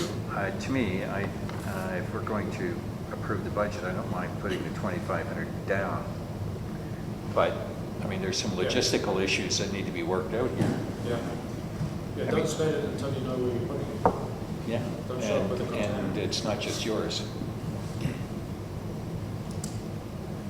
We don't want to do anything like give them access beyond any of the gates. The worst yard is a secure facility. No, I mean Yeah. the Ocean View Gate, the Sunset Gate, or the Government Gate. Theoretically, just to, some of us may have an idea who I'm speaking about, who may already have a container on their property. And if the volunteer group could strike an arrangement with a private resident to have the container on their property. Are you talking about it here? Hmm? Are you talking, I don't know what you're talking about. There's a resident who has containers on their It's on a property. road similar to the road that Ronnie lives on. You Is know, that greater than 10 by 10? Because I think it needs a building permit. I can't answer that one. I don't want to, because I don't know. But I have seen the containers, and they're the big ones. I don't know anything about that. So the short answer is yes. So my point being is it could be done. Well, I'm happy to say yes to the budget number, subject to it actually working. So for this $2,500 piece, they've got to find out all. Only funded once they come up with their plan and it's acceptable to the administration. That would, It would have to be the proviso. well, I think that's the proviso. So for me, that's where I would go with this. Okay, so does everybody know what we're talking about? Pam, can you confirm what that number actually looks like, please, so we all know going forward? I'm sorry, the number, I With couldn't the quite hear. 2,500 for the container, but the container is contingent on there being an acceptable location. Less the Hollywood Lodge, less the play school. Yeah. Yeah. And the container is not just the art I councils. think it's what our recommendation is, plus the container, right? We're still $1,000 high from our recommendation. If we take off 2,400 and take off 1,000, it's 3,400. And the What did increase you is. take out extra? I took off the 2,400 for the Lions Bay Play School Association and $1,000 for the Hollyburn. It's 3,400. There's a $9,400 increase, so that would be a $6,000 increase over prior years. So we have 5,000. Yeah, so what's the extra 1,000? I'm just saying you need to cut 1,000 more to get to the staff Yeah, but what recommendation. did you cut? I didn't cut anything. No. We just ballparked Oh, you it. just- We you just came up with a round number. yeah. Oh, I see. Just in terms of, I mean, I guess the only other thing, we haven't still got a satisfactory answer. We did allow them time after the December 31st to come back to us. There were several requests put in, but the events committee last year was awarded $1,000, and this year they're requesting $6,000. And we're still not quite sure why the increase. I mean, we can make assumptions that maybe they don't have as much sponsorship, but Actually, they haven't confirmed their sponsorship Yeah. rate, but that only comes to, I think, 3,000. 335, something like that. Yeah. But they were saying, oh, one of the big chunk would go to insurance. I think there was like a. the insurance wasn't included in the 6,000. Yes, I so had- that's why they're asking for, before they were asking, they usually asked 1,000, and that was for specifically for Canada Day. But I think the bump up was, one of the main reasons was to cover insurance and then additional events. No, but that's what I'm saying is when I asked for the breakdown, they actually have a total of 8,500 and they only asked for 6,000. So again, like the shed, the insurance wasn't covered. I would agree with Councillor McLaughlin that next year, I think, I mean, we get them in, if we get them in by the due date, we don't have a lot of time to screen them, and we do try to go back and ask more questions, but they don't always, I mean, they may have a very legitimate case for the 6,000, but we've sent in several queries and we've never got a satisfactory explanation of why the increase. Because it looks Yeah, like well, they're doing we're the same number of we're doing all events this as for the last year. community, And this is the Yeah. community, so, you know, I'm prepared to cut them some slack on their administrative skills. Are we ready to make a decision? I'm hearing we're not. Because we don't know what's on these numbers. I'm not sure, at this point, I think what we have is what the decision has to be made on.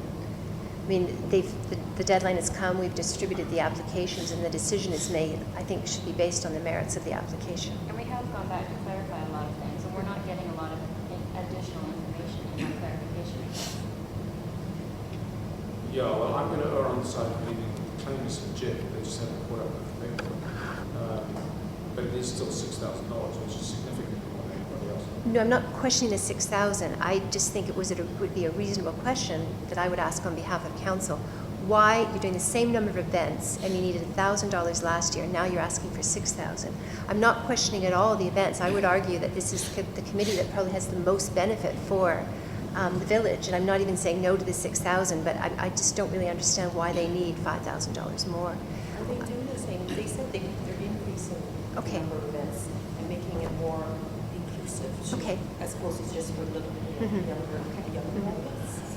Yeah, I'm, that's fair. just from experience, last council made some decisions that cut some of the funding for the different committees. Halfway through the year, the ask came back, do you want the event to go forward or not? For me, I'd prefer the event went, and as Premier Burr, I'd err on the side of the residents here and say, fine, I'll go with the good faith this time around. and we'll put some teeth into this next year about sponsorship, about bank balances, about getting the full details in. You get one pass where it goes back to you. If it's not back in a week, then there you go. Okay, everybody happy with that?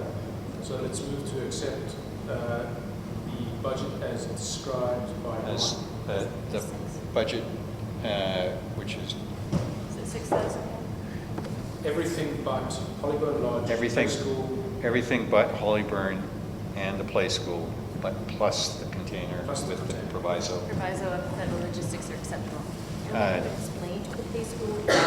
Are we going to explain to the play school why, or are we just going to say No, no? because the application that they provided were not That's yours, prepared to support operating costs. Actually, I'll have to investigate. I'm not sure what the process is. I think we usually just say what was approved and Yeah, what because wasn't. I don't know that we said no support for before. the OES is a different issue.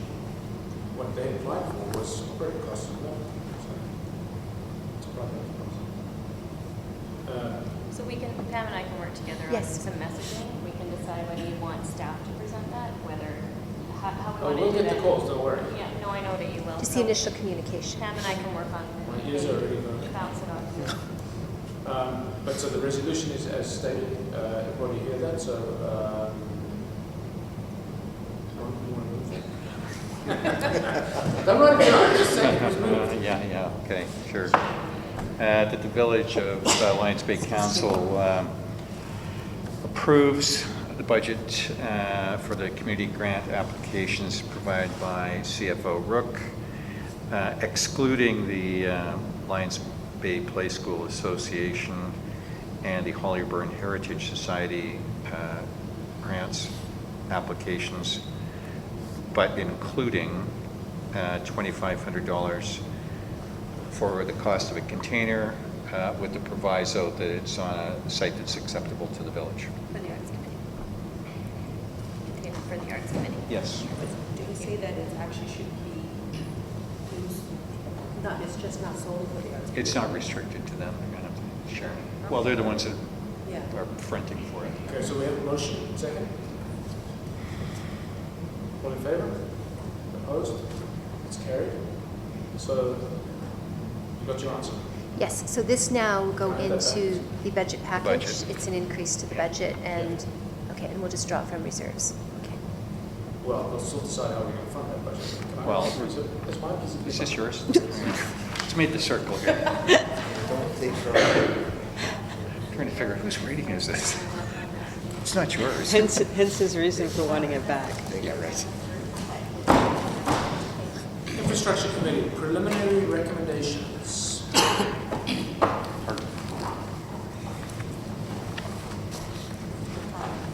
Do you want to present it? Do you want Mandy and I to present it? I'm not sure what you would like to do. Oh, wait, you're first? All right. Okay, so we have two reports to council from the Infrastructure Committee. One is entitled Preliminary Recommendations. The other is a recommendation report for Lions Bay Park retaining wall remediation. I'll go through the preliminary recommendation one first. So the resolution is pretty straightforward, that the Village of Lions Bay Council endorses the recommendations of the Infrastructure Committee as noted in this report. And I can answer any questions that you may have with regard to the report itself. I've lost track. Is this the yeah, no, so these preliminary recommendations are the ones that we discussed in the last infrastructure, committee, saying yes, yes, no, no, yes, Correct. no. So these were the only things that were brought forward. These or are the in things that this the IC said. Covering report. Yes. So at its February 12th, 2015 meeting, the committee being the Infrastructure Committee, discussed the refined document and recommended the following items be put forward for council resolution. One, that the following two items be referred to the HAG for further research and report. Two, that the following items be included as part of council's previously endorsed traffic and parking review. And three, that the following item be researched further for cost and service level implications. They're all listed at the end of the report under background. And the attachment to that major is the tables that were brought forward to the committee. The tables are unchanged. The tables are unchanged. Okay. Yeah. that Yes, explains there's why. no change in the table. This is what the committee, this is the upshot of the committee's discussion on these tables. That's Correct. just for background information. Correct. So everybody could see what else wasn't coming forward at this time and why. Okay. So what does the village get out of this? Out of the recommendations? What will council do? What's council do? Council, Right here, that you would refer for further research and report. So there's research and report to be undertaken at this point on those two items. One, and then the second one is the previously endorsed traffic and parking review, which will have to be a discussion piece at some point because the previous council, while they approved that review, they never set a budget or a timeline. But that was the other question. So that's previous council did it, approved the traffic and parking review. yes. But So- it has come up a number of times in the infrastructure committee discussion. It's in some of your parking signs and signage and changing some of the restricted parking signs Yeah. and those kind of things. Yeah, we lose a lot of detail, but I presume they can refer back to the initial Yeah, these recommendation. tables are unchanged from when they went to the committee. Yeah, no, I mean, these recommendations lose this detail, but that's fine. Yeah, I mean, I seem to remember that the only thing was that was going to come out of this, the council endorsed Public Works taking some ditch samples. And I see that's in there. That's sort of the risk as far as I'm concerned. That's covered in number 3, because we need to have council endorsement to research further for cost and service level implications. Because council has to direct staff. Okay, Jim, it was you and I that were in on this thing from the beginning. Are you happy with that? Yes. I'm happy with it. So, you guys ready to go to motion? So I'll move to accept the recommendation. Or is it a resolution? It is a Okay, resolution. I move that the Village of Lions Bay endorses the recommendations of the IC as noted in this report. Titled, blah, blah, blah. Do I have to say blah, blah, blah? I'll say Infrastructure Committee preliminary recommendations dated February 23rd, 2015. Second. All in favor? Opposed? Carried. Okay, moving on to the next report. I'll just keep talking until I run out of things to say. The next report, the recommendation is that council directs staff to undertake a cost analysis for proposed remediation work on the Lions Bay Beach Park retaining wall, and that staff bring forward that cost analysis for inclusion in the 2014 capital budget process. Again, this is simply to have council direct staff to follow through with a recommendation by the infrastructure committee. No, this is not an Infrastructure Committee recommendation. It, I know that because the Infrastructure Committee tasked me with coming up with, I circulated that plan, I got comments back from Greg Garland only. It's a lot more substantial than what's contained in this, which is all correct. But the infrastructure recommendation is not come forward. This is a report. This was talked about in the last infrastructure meeting. Yeah, we just talked about it. But as a result of that discussion, IC tasked the member, me, with coming up with a recommendation. Fred, you may have commented on it as well. It was a spreadsheet. It was a plan that incorporated all of this work, plus more, taking advantage of the fact that there were machines on site, someone was coming, et cetera, et cetera. You recall that? I do. Pardon me, my voice is disappearing by the minute.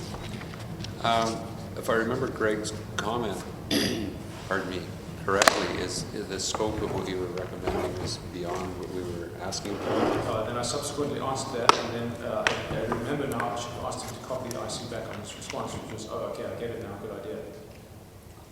But even so, it has not come back to the IC for recommendation. Yeah, his response was by email. That's right. That's right, that's what it was, and that's where I got it from. Yeah. And I think that's why I wasn't surprised to see it in the package. Yeah, but this is not an IC recommendation. IC is a recommendation. Oh, so it's got, in other words, it should go back to the IC and then Definitely. come to... I certainly want the IC to have another kick at that because, you know, they understand the benefit of having machines on site. There was a whole bunch more stuff just to remind everybody. picking up rocks from the low water line, getting rid of some trees, putting a beach level shower. I remember that conversation, but I remember this specific conversation being that we thought the wall was potentially a safety hazard and needed to be looked at sooner than through a potential beach project with the budget. That's how I remember that conversation rolling. Yeah, so these two guys looked at it, and the report to the infrastructure committee is it's not a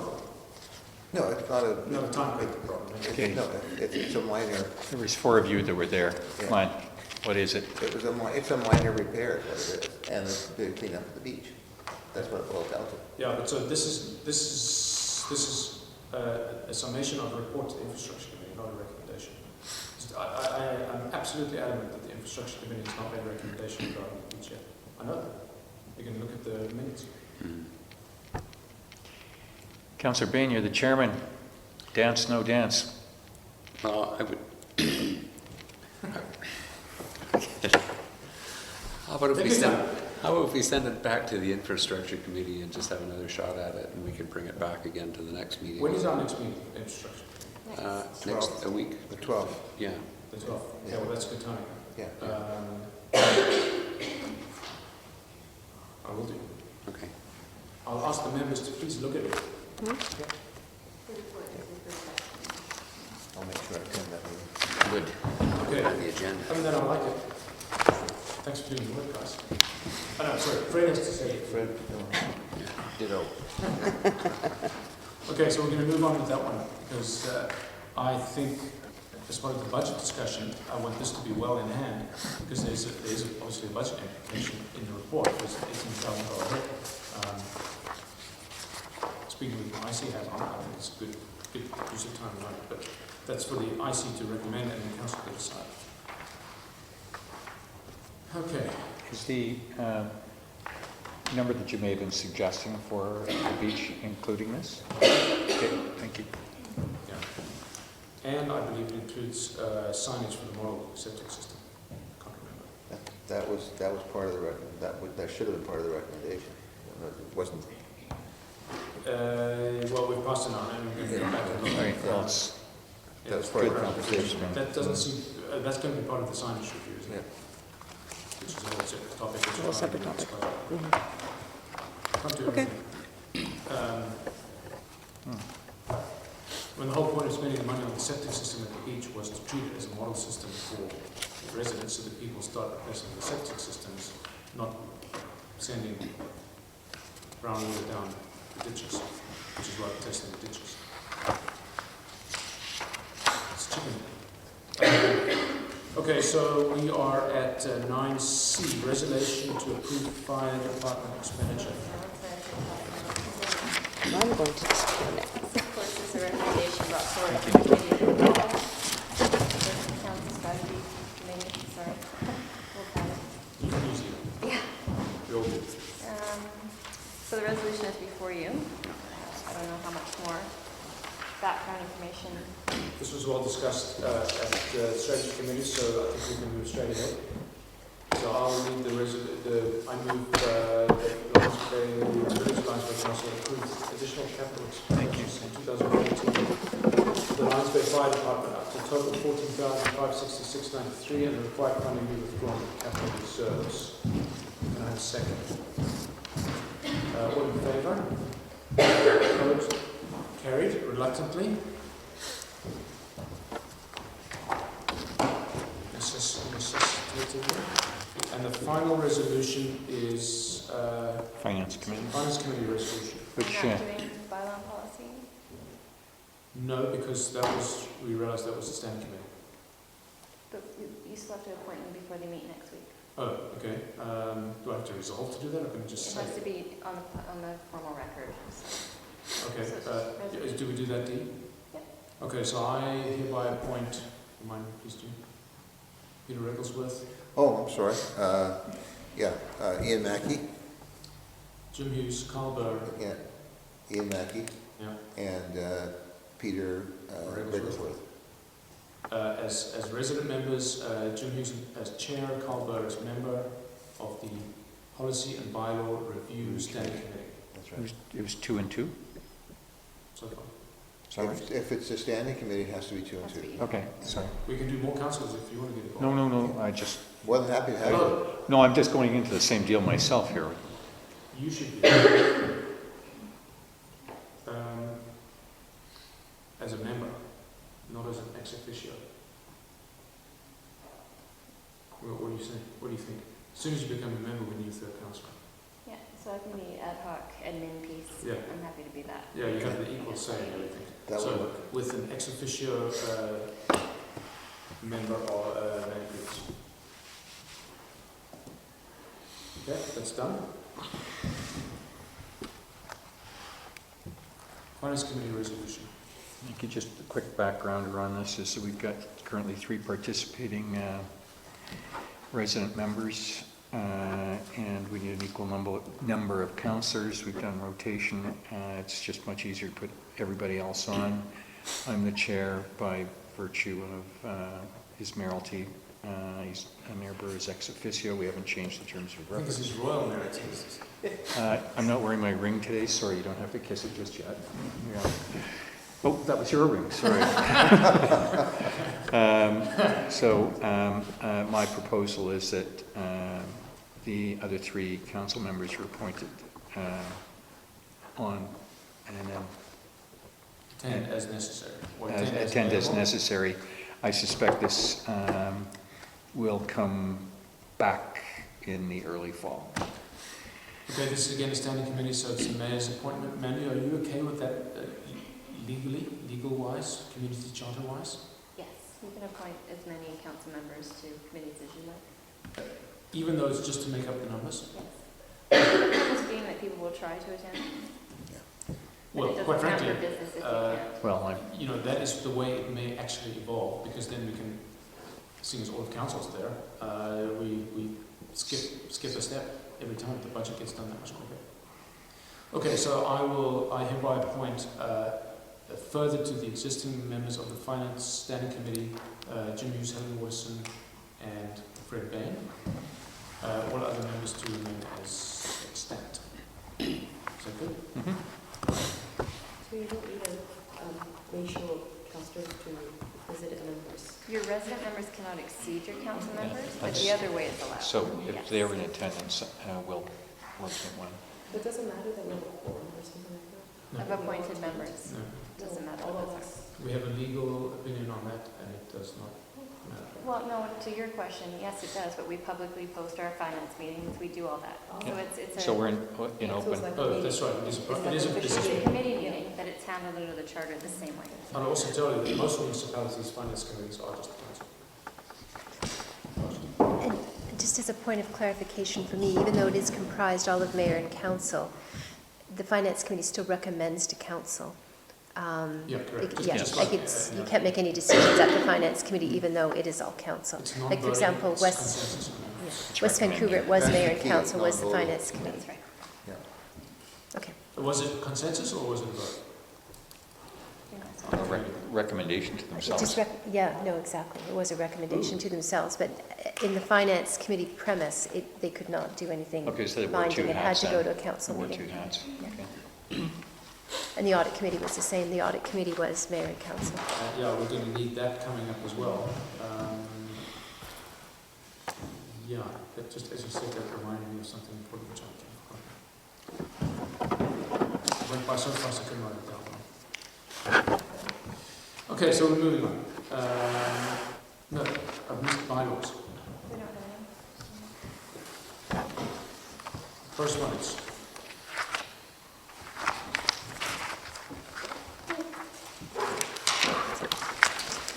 I read all the stuff with great interest. I think I had one question.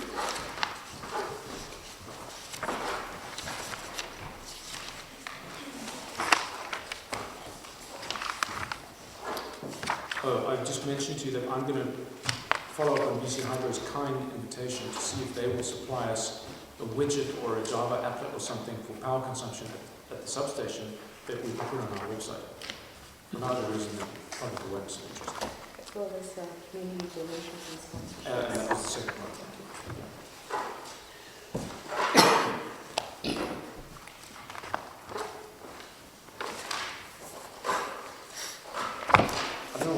sent us something, because I'll just point out to you that Abbotsford's not a metro. I think they tend to send to the whole Lower Mainland blanket. That's all I have.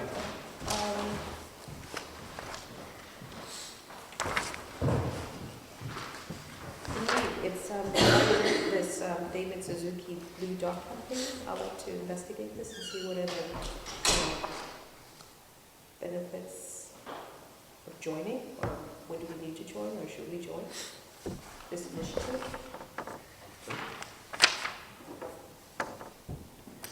That'd be great. Can you report back? Yes, thank you. Anyone else? Okay, we'll move on. New business. Status of the March 17, 2015 regular council meeting. So there's some discussion between you and I that you wouldn't be here that week. Yeah, I'm not sure. Right, so we need to Oh, I decide see, yeah. whether it's cancelled, in which case we have to pass a resolution to cancel it, or we need to decide who will be acting mayor, chair, or how do we want to proceed? Do we I have a had motion? intended to be away that week, but now it doesn't look like I will be. Why don't you go away? I can't. Okay, do we want to cancel the meeting? I mean, it's just one member. Everybody else will be here. It's the second week of spring break. Sounds to me like St. Patty's Day or something, Yeah, I think we're all- Just looking at down the road here, the agenda would be nominal at best. No budget stuff? Well, I could do that without you. We were intending to call a special meeting the week after to deal with budget. I think doing a special, you're back on the 21st, I think? I'm back that Saturday. So between Thursday and when you depart, things will shrink a lot. We should probably noodle while you're away and do a special meeting afterwards. Fine. So from that perspective, with the budget perspective, we don't need one. Just do a Just 2 hour cancel? something here. We'll schedule a special for the following Tuesday, which I believe is the 24th. Fine. Okay, so do we have to resolve that? Yeah, So- the resolution to cancel March 17th. So I move to cancel the March 17th, 2015 regular council meeting. Can I have a second? All in favour? Carried. Does that, even though I didn't state there's a resolution, that becomes a resolution? Yeah, a motion is, as soon as something is moved and seconded, it's Okay, what's the next one? Then?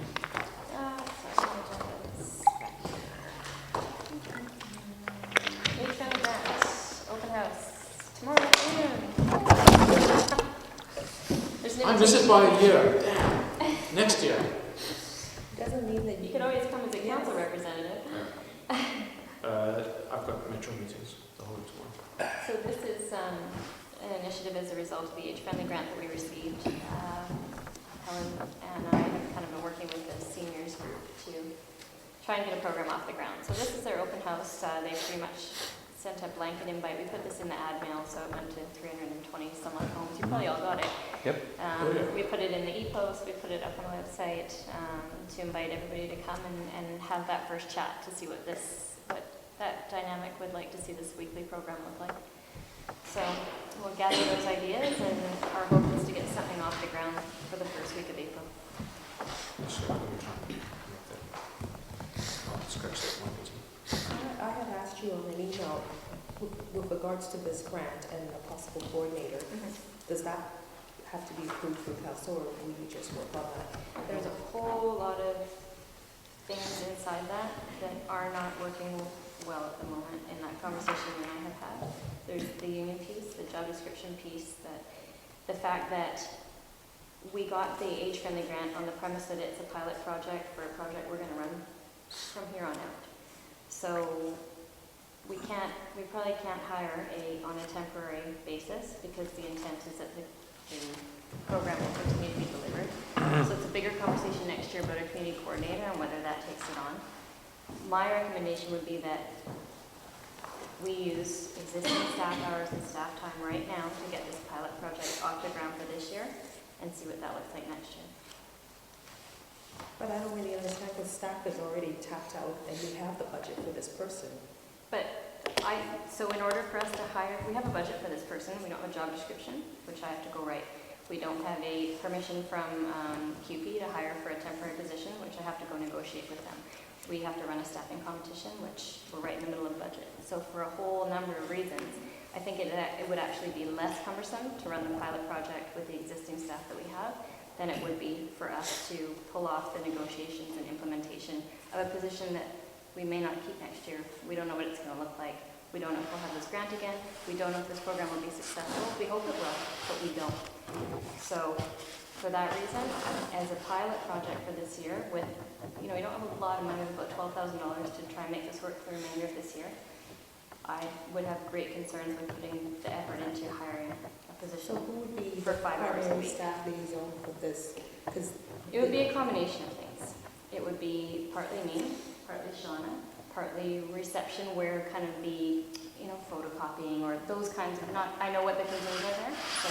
But I think they just need one, perhaps one person that they can go to instead of, because the group or the team, they said they don't want to do the, they specifically said they don't have the time or energy to do the organization and the planning. So Yeah. if we can say, okay, your staff contact point is so-and-so, then it's. So that would be Shauna. Okay. Yeah, that contact would be Shauna, and Shauna and I will work with Haley from the finance standpoint, or Pam, as the case may be, the person up front for the administrative standpoint, as the case may be.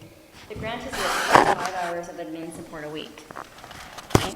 So between 4 of us, that's just an hour and 15 minutes each. Yes, we're tapped. Hiring and going through all the motions to get someone in place for 5 hours a week is a monumental take. But next year, when we start talking about the budget process and a community coordinator and assessing 4 months down the road, when we're back into budget discussions, 5 months down the road in the fall, Yeah. we'll have 5 months of data about this program to know how well it's going. Maybe they need more than 5 hours a week. Maybe we do need a full-time coordinator because look how great this, it's a big gamble how much effort the staffing component would take right now, I think. We don't know enough about how successful it's going to be. Is there a volunteer component that can help take up the slack for now? Because I agree with Manny, we have to treat this as a pilot project. It's the first municipally directed community thing, amenity. Yeah. But we definitely want to pilot it before we start committing, union positions to it and so on and so forth. Maybe We can ask tomorrow, that would be an opportunity to see if anyone outside of the group might want to take on a more organizational role. you mean a sort of a non-member, a younger member of the community? No, it could be one of them. Oh, just one of Yeah. them. It's just that specific group who's running, These like, guys, yeah. These guys have said they don't, they can't really do it. But maybe tomorrow someone new might say, oh, And that's what I'm wondering, is some of the, 55 is really quite so young. There might be somebody who really wants to take that piece on, somebody who jumps up and says, this sounds great, who wants to kind of work with us in the office as well, being that hub. But I think for a pilot project to take on the level of work involved with hiring for a 5-hour-a-week position, I don't think it's worth it right now. Although Councillor Washington stumbled on something else with the community coordinator, which is a bigger picture here, which is also in the operating table for the budget. Which is another staffing component. Which is, okay, since the door's been open, I'm sure we're going to be talking budget a lot in the next week. So same deal here. The number for the coordinator could be whatever is decided on, however many hours that is, but there's no minimum to that, I presume. Well, I think it was written as a $30,000 a year Well, that was, initially. Okay, so 30 or 40, which strikes me as, that's a full-time job, basically, at a lower level. Not at $30,000 a year, it's not, but 3/4 time? no. Half-time? Probably not even half. You might get 16 Half-time, hours fully a week loaded? out of that. Half-time, fully loaded, kind of thing? Probably 16 hours a week. 16 hours a Maybe, week? you might get 20. Say 16. 16 for 10 grand a quarter. It has to be a union spot. Has to be a union spot. We can't have Can't be contracted either. no contract, no consultant. So we either do it free or we go union. Yeah. And the reason it can't be contracted, that's straight from the union. The only contracted positions here are officers and managers, period. I think we can live with that. I mean, you know, the person will hire the right person. Tax receipts, if it was volunteer? I'm thinking no. It can't be a volunteer because then you're potentially taking the union job away. So it can't actually even go in the office. It has to be done in here. You could have a liaison to the group. You could have a liaison to the group doing the canvas and the facilitating and kind of working with us on the feedback piece. But when it comes to delivering the program, it's a closure. job. Closure. It's a job. Okay, thank you. Yeah, well, I think it's an ideal opportunity to run the pilot to see what sort of demand there are for these sort of municipally led services or amenities. And if there's a lot of demand, then we know, and then we can justify the position and vice versa. So I think it's a great opportunity. But we're going to have to scramble a little bit in the beginning. Yes. But you're going to have to, I wouldn't say all hands to the pump, but you know, there's going to have to be some volunteer hours working from the house. Just to simulate what it would look like in the real world. We'll get it off here. This is part of the reason I'm not taking that week that I was going to take. There's so many things coming down the pike that we need to get in place right now with budget, with all of this stuff. That's really. But looking down the road, is it going to change right now if you don't take your time off, or if you know, Well, I have a week off 3 weeks from now to go get married, so I figure I don't need to take Oh, that week. Cancel that. Yeah, I don't need to take. No, it's that just that time when off. someone says to me they're taking planned vacation time and they're not going to work it, that just means that planned vacation time is going to come somewhere down the road when we really need you. Right. Well, I don't think in August when we have a council break that's my intent. And I spend my weekends in Victoria, so I have no problem taking some Fridays or some Mondays here and there. So. Well, that's not a council. I mean, if Yeah. you can take it, you should Yeah, take it. I will endeavor to take it. I think March, particularly right now with everything going on, is the wrong time. We don't have a council meeting, so that's out of the way. Yeah, I might take an extra day or two. Yeah. We'll get this going. Moving on. Public questions and comments. Seeing none, we'll move on to resolution to close the meeting. I move that the Village of Lions Bay Council does close the March 3rd, 2015 regular council meeting to the public on the basis of matters considered under the following section of the Community Charter: C, labour relations and other employee relations; G, litigation or potential litigation affecting the municipality; and J, information that's prohibited or information that, if it were presented in the document, would be prohibited from disclosure under Section 21 of FOIPA. Back to the regular agenda, Section 15, reporting up from closed session, nothing to report. Motion to adjourn. Second. Favour? Oh, we don't have to vote, right? Yes, we do. Oh, we do have to We do. vote. All in favour? Opposed? Carried.